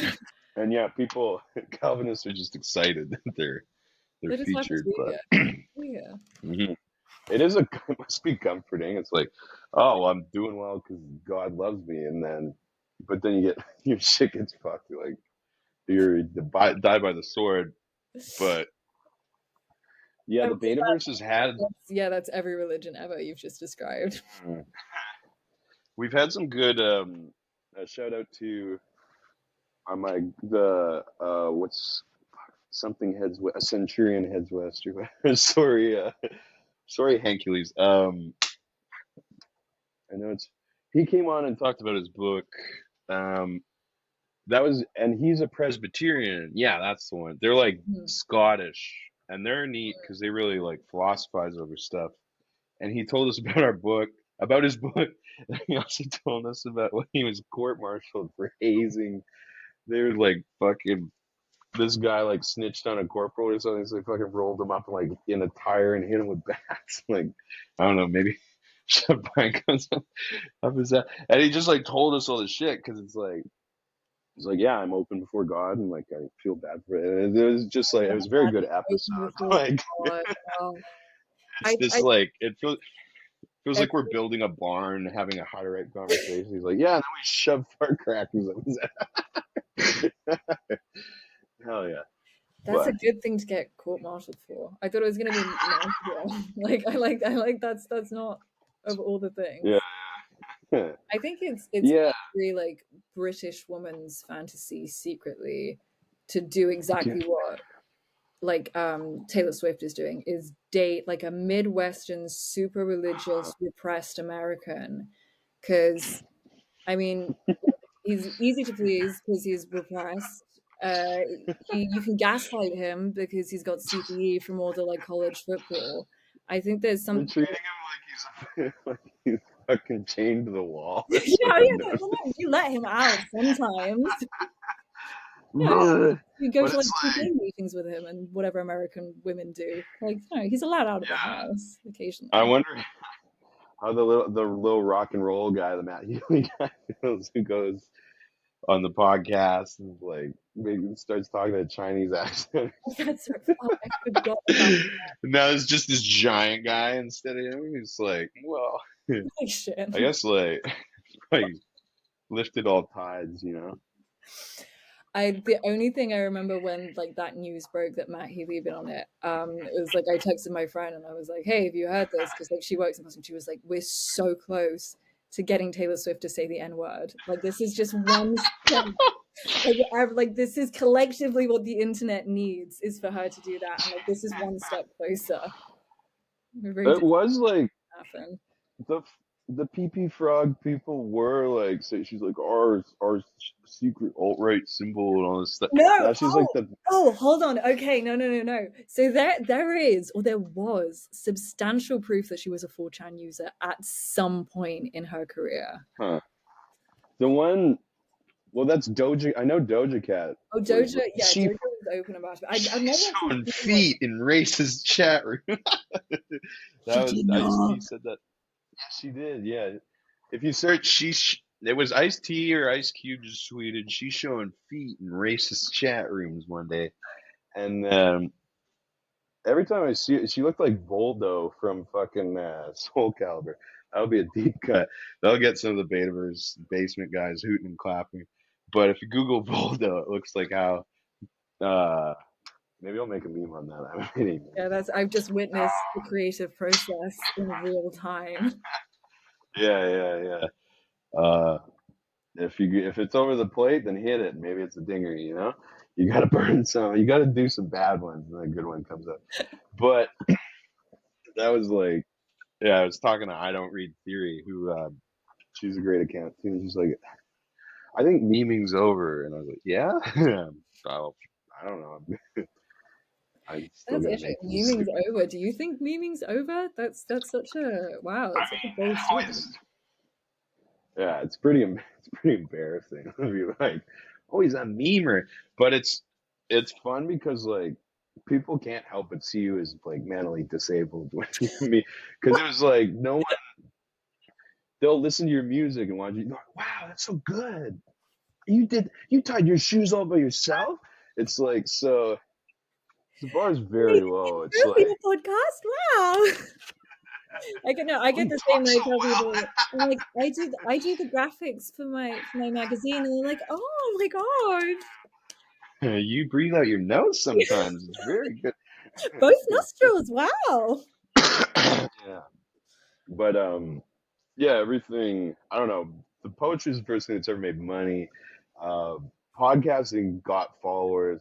Memeing, I don't know. I don't know what the memeing did. It revved me up. I was like, this is fun. And but yeah, I don't know. It's fun. It's like the five elements of hip hop or whatever. I just sort of will just pivot from one to another. I do want to do some YouTube video essays. I want to do one about the Tax Coast silver mines, South American silver, uh, fucking basically massacre. Fucking the Spanish took like every Fill me in on this. Is this indigenous another person. the American government did, or what am I? No, this is those damn like the Spaniards. Spaniards sit back and let the big, fat, squared, corn-fed Germans get in trouble, but Spaniards, like, fucking South America is like hell on earth for a Oh, good yeah. I few mean, hundred the years. encomiendas that they set up, like in Aztec, it's an Aztec or Mayan, I get them confused, but I remember like Mm. the way the conquistadors would like shove gold at people and be like, "Hey, just betray your entire village," and they were like, "Well, yeah, I guess because I And the have gold focus, now." Like, thanks, guys. We didn't use gold before, but now we do. the focus is on the gold. And then I could be completely wrong on this too, because in like the 1800s, everybody in Europe got their Spain on with Africa's the Oh yeah. fucking monstrous shit, the Rhodesians, Congo, etc. And they're like, "You come in Spain?" Like, we're fine, because like they'd just been fucking doing that. But I think they did have horrible colonies too. But there was two silver mines. There's Taxco in Mexico, and there's one in Peru. And it was like they would just shove these prisoners down. They'd fucking die. Like it was like 10,000 people would die. It was some insane number. Uh-huh, It was just wow. like fucking walking in, dying, pulling the silver out. And it was this Chinese emperor. Silver was the American dollar. I already watched the video essay, so I don't know. I'll just make like a worse one I love this. Yeah, yeah, yeah. with like bigger jumps, bigger schizophrenic jumps of significance. But Yeah, and somehow it, it's like the Jews' fault. You've got to love that. yeah, because They were this like, no, Chinese right emperor's then. he's like he's basically figures out like they're like, we want your silk and tea, and he's like, you're gonna pay only silver coins. They're like, what if we give you like tobacco? He's like, silver coins. And it's basically like asking for American money or like Bitcoin or something, like something absolutely. Yeah. The British king or queen was like to this guy, he's like, we don't want to pay them, we don't want to pay them real money. Like, find something that they'll take. And the guy tries, and the emperor's like, no. And this is where they're like, fuck, you know what? And they literally fucking invade them and say, smoke this opium. And they fucking get them all addicted to opium. That's when the Oh, the fucking, opium wars, they're right, like, right, right. Of course, yeah, yeah, they literally at gunpoint force yeah. Like, China to become addicted what to the fucking opium weed? for like 200. They're like, smoke this and buy it, and then just fucking ruin them. And that's why, like, when Adam Curtis said the reason why fentanyl is being sent partially revenge for the opium, I was like, that's a stretch, Adam. But it's like, no, like it is like they're, and it all comes from the silver mines. So I didn't know that's the connection between because I remember why. studying the opium wars in like high school, but I didn't know that there was a connection to like the silver mines in Yeah. Mexico. Do That's they? crazy. So Is that's that yeah. front and center at the schools in England? Is just like, all right, chaps, it's opium wars, and you have to like No, dig. oh yeah, yeah. I don't know actually if they learn about it in English schools. I learned about it in Switzerland, and Hell I think yeah. about three of us in the class were British, and our Hell teacher yeah. was British. And there was this like moment where we were all talking about it after lesson. We had like one Chinese kid in our You class. all look at each other and like, no, And the Chinese that's kid came up and he was like, "What are you talking?" bullying it. We were talking about the opium wars, and he was like, "Oh hell yeah, my granddad still has some of his pipes." Like that he's inherited. And he was like, the opium wars was sick, dude. And we were all ready to do like our British guilt of like, we are such a, we would learn more language. He was like, oh hell yeah, the opium. Oh man, and the favorite what that turns into is like all these 1930s pulps and like Tintin, all these evil Chinese Oh my god, people forcing twins, the you to smoke. Siamese twins in Tintin, and oh, Lady in the Yeah, Tramp yeah. had the Siamese. Oh, I what had the fuck this. is that about? I had this framed. Like I'd bought. My brother like really liked Tintin and Neju Snowy. Like Yeah, it was, and so I bought I framed him up one. It's just Tintin his dog in a car and a train's about to hit him. And I was like, that one's pretty good. And so I gave it to him. He really liked it, and I was flipping through it. And the last one here's a picture of your is favorite character. That'd be fucking cool. I wish I still had it. It was Tintin, or Yeah, the yeah, psychic yeah, professor, yeah. passed out in an opium It was den, and this evil Chinese stereotypes like Amazing. Fuck, that's so good. And it's like it's I would be so pissed if I was like, that was you. You made us smoke You those. made us do that. It's like The your fault. evil Mandarin got the innocent woman addicted to opiates. It's like, no, I think it was like Lord Chesterton, whose fucking tulip park is next to the. He's like, you smelled this. Fuck this bitch. Yeah, Oh wow. yeah. Yeah, So good. yeah, look forward to I would have had betaverse such a good, I would have exploring. had a fucking good time during the opium wars. Holy shit. I would have been down in the dens, like no questions Yeah, asked. yeah. Saskatchewan had opium dens. They're just carved in the ground. There was a guy with dreadlocks brought over opium to this house I lived at one time. Dreadlocks and then longboard. I smoked some opium, and you just kind of you just kind of want to smoke more of it. But thankfully, I don't really like opiates. I don't got that white boy trait. I was So like, it's oh, like these are that. great. You resisted, you would have done well. Yeah, I want to take the uppers that make me hang drywall better. I don't want to like fucking get all tingly. Oh, wow. I'm gonna text my plug down. You're like, hey, this is how you advertise now. He takes uppers to hang drywall better. Speaking of which, yeah, what Switzerland seems cool. It seems like a place that I'd be like, oh, I don't feel like I'm allowed, and but I Switzerland, am a Dutch citizen, so maybe I can yeah, it's like just because there's like, it's actually I was is it gonna all very green? say they very Oh, much sorry, give a shit who comes into their country. They are fucking ruthless. they keep it close. Yeah, yeah. Yeah. They're like, No, Switzerland's really, really fun. It's very no one. clean. It's We very don't know which gold was the Jews. We don't know which gold was the Nazis, but they no just one is getting it back. yeah. Ours now, can't find his keepers. Shouldn't have gone off and done the war thing, idiots. But you've got the Swiss passport as well, There's oh god, or I mean the like the taxes here are insane. Wait, mm, is that what you said? The tax? a passport. Oh, passport. Oh But yeah, yeah. No, I didn't even when I lived there full time. I didn't have one. I was basically they rank their citizens from A to C. no way. So you can be a Is citizen that A, like citizen B, citizen C, if depending. are certain if you come from places with water slides, you're not allowed to be an A. You can't Yeah, just be a basically. B or something. Jesus Christ. No There was cards.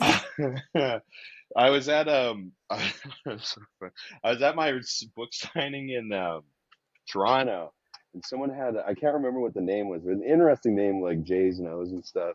And he looked exactly like the guy from Oasis.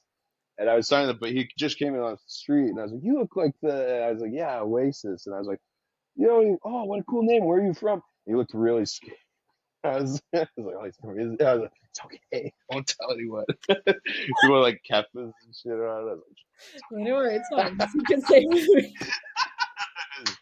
like, yeah, it was fun. Fucking I had a secret great time. police jump out of the wall. I'm so scared.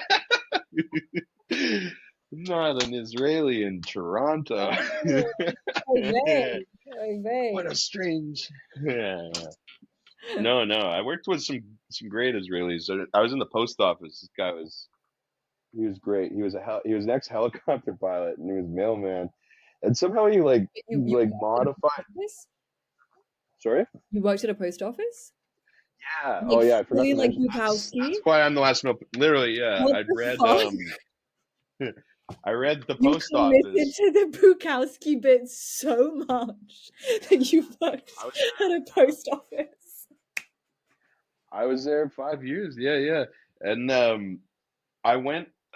Okay, so there was this really tall girl who moved to Montreal, and I was like, wow, she was like 3 inches taller than me.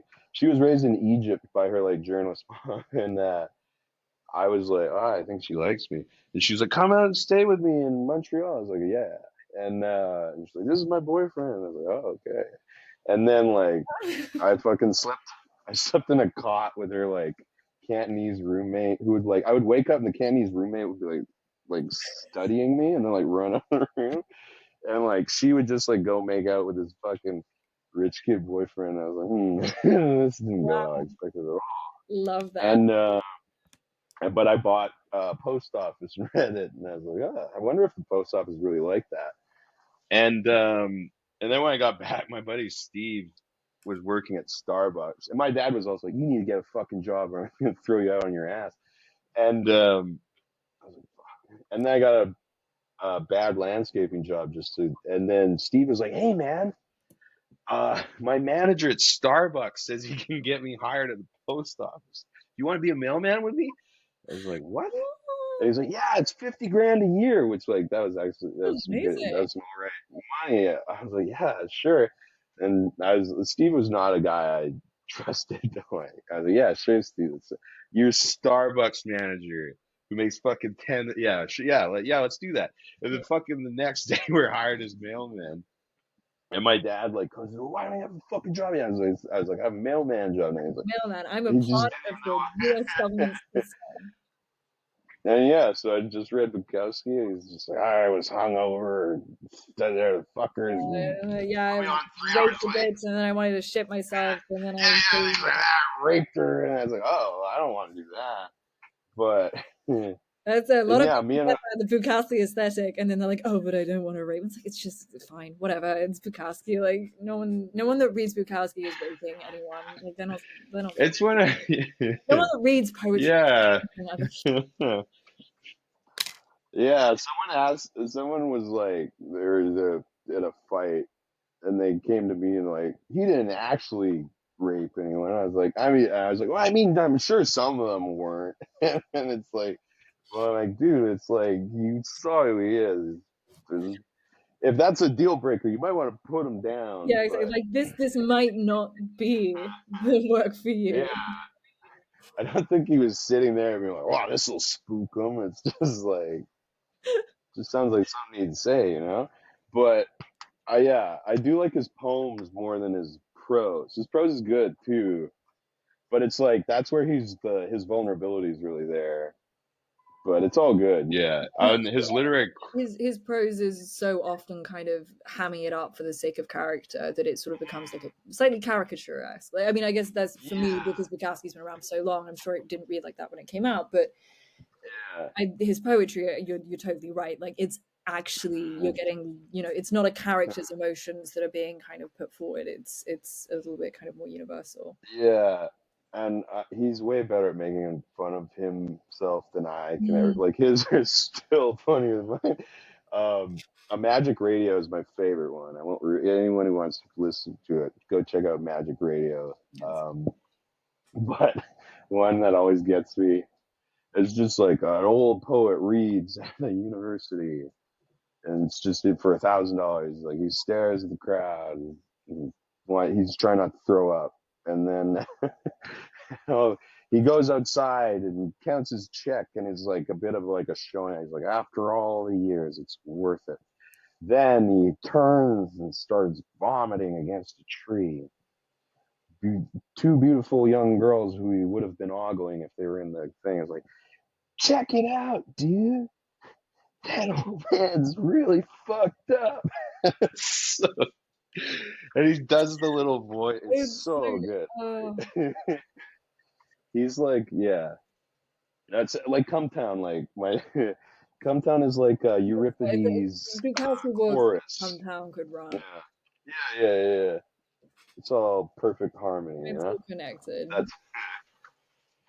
But okay, so how long were you in Switzerland, and would you recommend Switzerland? Yes.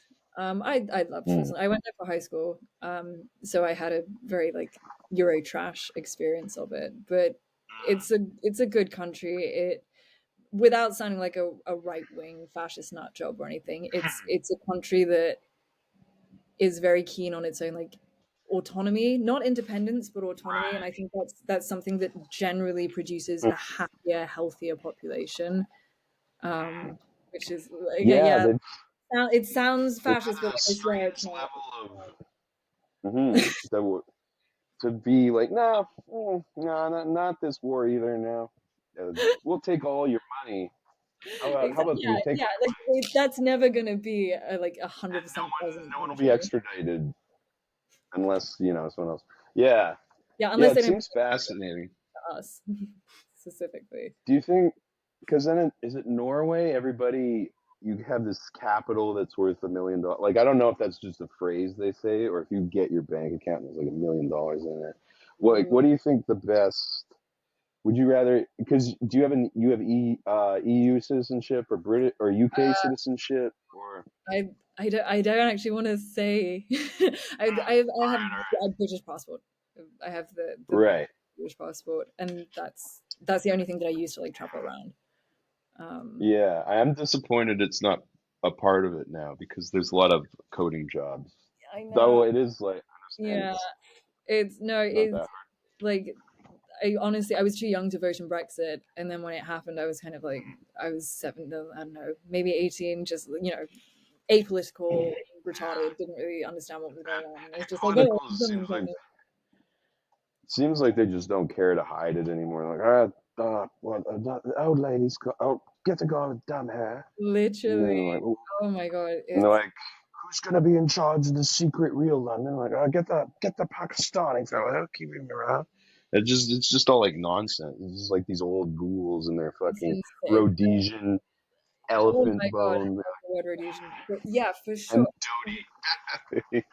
The the Well, the ghost the of way that we elect, well, quote unquote, like the way we get people into the House of Commons here is just so monumentally outdated and stupid. And then we're like surprised when none of our governments work at all. Like, not to sound like a centrist, but like no one has done anything good for this country for like yeah. 50.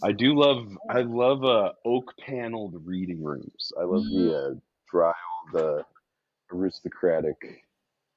Yeah, if I could have, you know, sort of have to look into the carriage house, you see. I But think that is one area where Britain has yet to beat America, is that you guys have a video of a twink getting fucked in, I want to say, what? the House of Congress. Have you seen this? Oh, that. Is Wait, it but you guys have a. Don't you guys? Doesn't everybody have to fuck a pig in the mouth or something? Or is that just the that's one? I never knew if that was true, because luckily I don't know anyone that goes to that school. But yeah, there's a particular school that when you go to, apparently you, and oh, this is great. This Americans love this bit. That school, it's called Eton. You There's like a practice of getting a young boy to like butter your toast in the morning and fetch you your slippers and yada yada yada. That process Asian is accent or whatever. literally, it's a stereotypical thing. That process is called fagging. And if you're somebody's Yeah. fag, you're like the guy that goes and gets his toast and his tea in the morning, which is so, so good. You Like, get buffeted in the rump. That's all. literally, But yeah, it's so stupid, because you meet men of a certain generation who are like, I don't know, 60, they're 70, all fucking and they'll say, yeah, oh yeah. yes, I know him, he was my fag. And it's such a good sentence to hear Huh. coming out of like a British upper class man's mouth. It's like, oh yeah, I know him, he was my fag. But yeah, Fucking apparently everyone, it's fucking the like a children, ritual that they princes, have the for the dogs. guys. You gotta fuck a pig in the mouth. I don't know if it's true or not. I'm choosing to believe it is. Yeah, like the public school system, and it seems like you could be like, oh, it's like Harry Potter, and then it's this fucking hideous guy. No, fuck, man. Hit you with a stick and shit. Like it sounds No, dreadful. it's so true. I was like, oh wow, school in England. It's like it's how on girls' schools. The stories I could tell you from my friends that went to all girls' schools, the shit that was satanic, Yeah, psychosexual yeah, yeah. terrorism. Prince Philip shows up with Oh, his for sure, buddies. for sure. Oh, Just on that, yeah. But it seems like the gay guys and the gay as a kids seem side to note, really King Charles having cancer, great bit. Like genuinely very, very funny bit. his big hands. Yeah, yeah. And he's drinking potions. Um, there was kids at home. If you want to check it out too, it's called England's Hidden Reverse. It's a very good book about these British weird bands like White House, Current 93, Coil, and the Coil one's really interesting because it's one of the guys from Throbbing Gristle, Genesis George's buddy, Sleazy, and there was this real culture of kids at those boarding houses were gay, and the teachers were gay, and the teachers Mm. were really into occult shit. and they would show the kids the occult shit, like Austin Osman Spare, and like clearly fuck the kids, but the gay kids want to get fucked, I think. And that was always like, The kids wanted it is never the like defense that people think it is. no, they don't. Well, but then it's so hard, because I was like, just sound crazy, but it was like, You were one of the and kids. no, I didn't fuck the. Anyways, Compton makes all these jokes. Is what I've known. I used to feel I was like, oh, I shouldn't make that joke, and then it's like they've made up $1 million saying that. But no, in in Alberta, like I did the theater shit because I liked like stand up or whatever Adam Sandler movies. So you go, and then back then there were it was like the people who are now like someone like talking about someone like Rupi Kaur, you generally get like a woman of color to talk about her experience and like her mother coming from the South, etc. It used to be these white middle-aged gays getting it all, and I remember watching this. His name is Ronnie Burkett. It would show, and the Vagina Monologue is another example. Oh, he was this weird fat guy. There's a guy. He's basically like Tim Dillon, or like a guy from like The Music Man. And he had a puppet, and we were all 14. He was talking about being a 14-year-old boy blowing a truck, like a 50-year-old trucker. And they're like, teachers are like having the nerdiest kids sit there, and it's just like, all right. And then the Vagina Monologues is it's like I was an English teacher. I was a 50-year-old English teacher, and I like finger bangs. Fucking, it's all like, and it was so beautiful because gays used to be like, I knew I was gay and I fucked a weird old guy, and then Twitter showed up, and now it's like you don't fuck anybody until you're 27 and have $300,000 in debt. And not to make it sound, I'm not like back then we just fucked truckers, pussy. Like, but like John Waters, being like 16 and fucking off a trucker. God damn it! These Twitter people, they love John Waters. Like, what do you think, John Waters? He's like, hell yeah, suck an old trucker's dick. He's always like, being gay used to be better when it was illegal, and like. Yeah, you think John Waters got where he got without sucking a bunch of he sucked off a few truckers, yeah. And he's damn happy. But like Salem is great. They're a great band. For them, it's been 2010 forever. And those guys used to just go blow truckers, and like the guy dates. He's like married to Lana Del Rey now. He's like a sex symbol. No, but it's all yeah. Jack Donahue boy. They're a great band, great documentary. They'd probably be great even if they weren't like trucking tricks or whatever it is. And we have a good solid 20 minutes on blowing truckers. This is a good podcast. Yeah, it'll be. Yeah, thank you. Thanks for tuning in, everyone. Yeah. If you have any questions about trucks, DM me. That's your next novel. Next book, Trucking and Fucking, coming out very soon. Here first. There is a term. It's like buckle bunnies, but it's for prostitutes that lot lizards. Lot lizard, yeah. One. Yeah, I thought that's for the Grateful Dead, or no, it's truck stop suckers. That's it, $1 million idea. Yeah. Easy. Yeah. 4D5 James Bond mobile worth. Or like, I love With No and I. That's I guess that's a British equivalent. Oh wow, that is not a reference I was expecting to hear on this podcast today. Holy shit! Wow.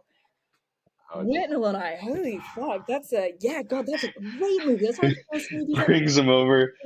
Brings him over to Uncle Monty's house. I love that he plays a very similar character in The History Boys. And I had only seen, before I even watched Harry Potter, I'd seen The History Boys and I'd seen Uncle Whitnell. And so to watch this man that in my kind of mind was this like flamboyant gay guy, it was like, it's Uncle Vernon. Yeah, Uncle Vernon. I was like, what? Is he not gay? I like, think what? he's in Tommy too, isn't he? Isn't he like the yeah. But with no I was great, and that the taller guy, like somehow they found him. They like it's like Lord of the Rings where they dig out the orcs because it's Super Hands is just him again. It's like in the Peep Show, Oh they my just god! have the Wow, same wow, guy. wow! It is. Holy shit! Wow, you really know British culture as well. Like again, that I was not expecting Super Hans to be mentioned. I would just like I lived with roommates that just fucking watch that shit like literally 24 hours a day, and that was I wouldn't go that, but everything with Super Hans was just fucking funny. It was just like He's the he'd be in like a pool, like yeah, he'd just be like he was great. But yeah, with no eye, great movie. Little clunkier than I remember. I always like show people, like, yeah, it's great, and it's like, Oh, what's going yeah, on? it's so one Like, of those movies you show someone, they're you're eating like, oh wait, hold breakfast. on, no, it's And they're like, fine. It gets what's happening now? They're like it's fine, don't worry. yeah, it's like they eat breakfast, then they're on the highway, then it's like the Jimi Hendrix drug dealer, and then it's like the uncle chasing them to like fuck them, and then yeah, it's the funniest thing was I was on a date and I thought, well, yeah, I had a laptop and I was like, oh, let's watch the 24-hour party people. It's a documentary about factory records. The first time I watched it, I didn't understand it was comedy. It's like me and Chris. And I was like, oh, it was making fun of it. I thought it was like a fucking, I thought it was like Sid and Nancy or whatever, but no. No, wow, I love that. You know, That is Spinal when, Tap isn't real either, right? Just making sure. pardon? Spinal Tap isn't real either. You know that, right? Just Yeah. making That's sure. Canadian. Yeah, a lot of Canadians in that one actually. Really? Huh. Well, It's because they did a bunch, surprised a when Canadians mighty wind. pop up in things. You know what I mean? Like it's always a surprise to me when someone says they're Canadian. I'm like, oh, yeah, why not? Sure. We have a strong comedic history, which is why I'm so defensive of it when there's Canadian troops that aren't funny, like Simple Town. Fuck you, Simple Town. Sorry, Simple So Town, but I don't know who Simple Plan is. I'm having to glimpse that's all of this through your schizo posting. Fill me in. yeah. Who the I fuck are figure these that's the least people? Who are they to threatening, you? the least harmful. They're just like they're like a Mormon comedy troupe around. They're just very unfunny. It's like Kids in the Hall is a very funny troupe. SCTV had Bill Murray. That's where Bill Murray started. John Candy's. Ah, There's a legacy to be protected. Like you can't just put out some fucking dog shit. As my take on it. That's the only. That's all. That's it. Um, that's it. That's all she wrote, folks. yeah. Like you can have some other bad stuff, but keep it funny, please. Mhm. Just don't put it out. Yeah. So I told them I'll fix it for them for free, but I don't know. Maybe they're afraid I'll talk about water slides. I can understand their perspective. Like, oh yeah, let's have the guy that will ruin our career. Like I don't know. 3 hour podcast about Make it sucking off funny. stuff. Make someone think about it for more than a millisecond. Because I put Pre Miles and Alex on my show. Very talented people. Anyways, I'll stop my whinging, my bitching here. It means nothing to me. It means nothing to me. I don't know these people. Yeah, it's nonsense. This is why I love Like, it. yeah, like what the fuck do I do with this 3 hours? But yeah, it'll be on the Betaverse until you send Yay! us a cease and desist. Thank you, Buzz. And yeah, what should I see when I come to Ingerland? I keep Um, meeting Welsh people, little hairy-footed hobbits, and they oh, got I'm synthesizers. doing a rally around South Wales Oh yeah, at some point in March. hell yeah! It should be For the National Front or what's it called? no, they're No. so sweet. They're called generation rallies, and you do it with your parent, and it's Oh nice. just a 2 day like. Last year we did it around the South Downs. It was lovely. But you get to see a bunch of really cool cars, which is always fun. But yeah, no, come to London. Nice. Peckham's great. Peckham, you will see what gentrified London looks like. It's got a really interesting like. Oh, the food's good. The food's really good. Don't stay out too late. There are bits of it that can be dangerous, but Yeah. and then come and to Tower Bridge, which is where I'm at. Absolutely, yeah. I'll surf. You got a couch with like a Doors poster or something? It's covered in my laundry right now, but oh yeah, that's the real reason to be a poet, is to live like a homeless person. But yeah, so Peckham's the wealthy. I have a friend that's in a wealthy one, and I have a friend that's in like the real deal Jamaican one. They both sound fun. So Peckham's the Jamaican one. The wealthy one is probably Knightsbridge, Huntington, Pimlico. Porridge. Yeah. Oh, Pimlico. That's it. Pimlico. Yeah. And then, how hard is it to get to Wales? I imagine it like, oh, you just take the lorry, get on the back of the lorry. Well, you get on the T. Fuck, it's you can get to Wales within a day. There are Scotland. You just take a bus. 6 days. I know. Not even. Scotland's easy to get to. Yeah. Wow. I know. Brighton's like 2 hours. Oh, not even from London. 1 hour. Definitely go down to Brighton. Brighton it's very tasty. I had there's a good comedy scene there too, actually. Interesting. Stand-ups. Shout out to Babe of Babel, our first British guest. My big fan of the show is like, Nate, you can't just fucking talk to these people about tourism. But I did it all with her, so now I'm like, I know about Brighton. I was like, what did you do there? And she's like, I lived with my boyfriend who I hated. We had like a rug over the window and we'd fucking smoke the bong all day. I was like, hell yeah, that sounds good. That sounds very Brighton. That's a very typical Brighton experience, I think. Yeah, and now she's a better boyfriend now, and I introduced her to my friend, and they do a lot of. I won't say that because they go to the they go to the do a lot of fun legal things. They do a lot of.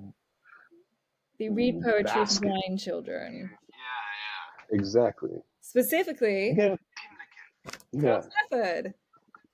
Oh yeah. I still got to do the audiobook soon. I guess I got Oh no, not an audiobook. Amazing. Oh, it's gonna be so good.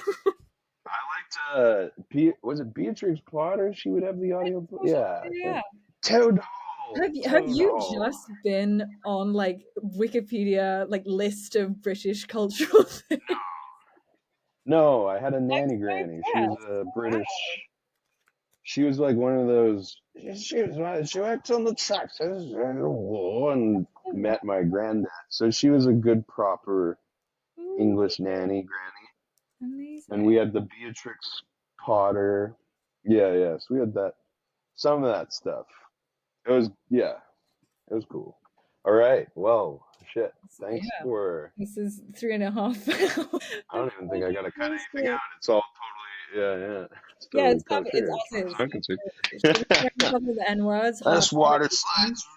Water slides. What do you, my, stop. Do you There's literally a helicopter going above my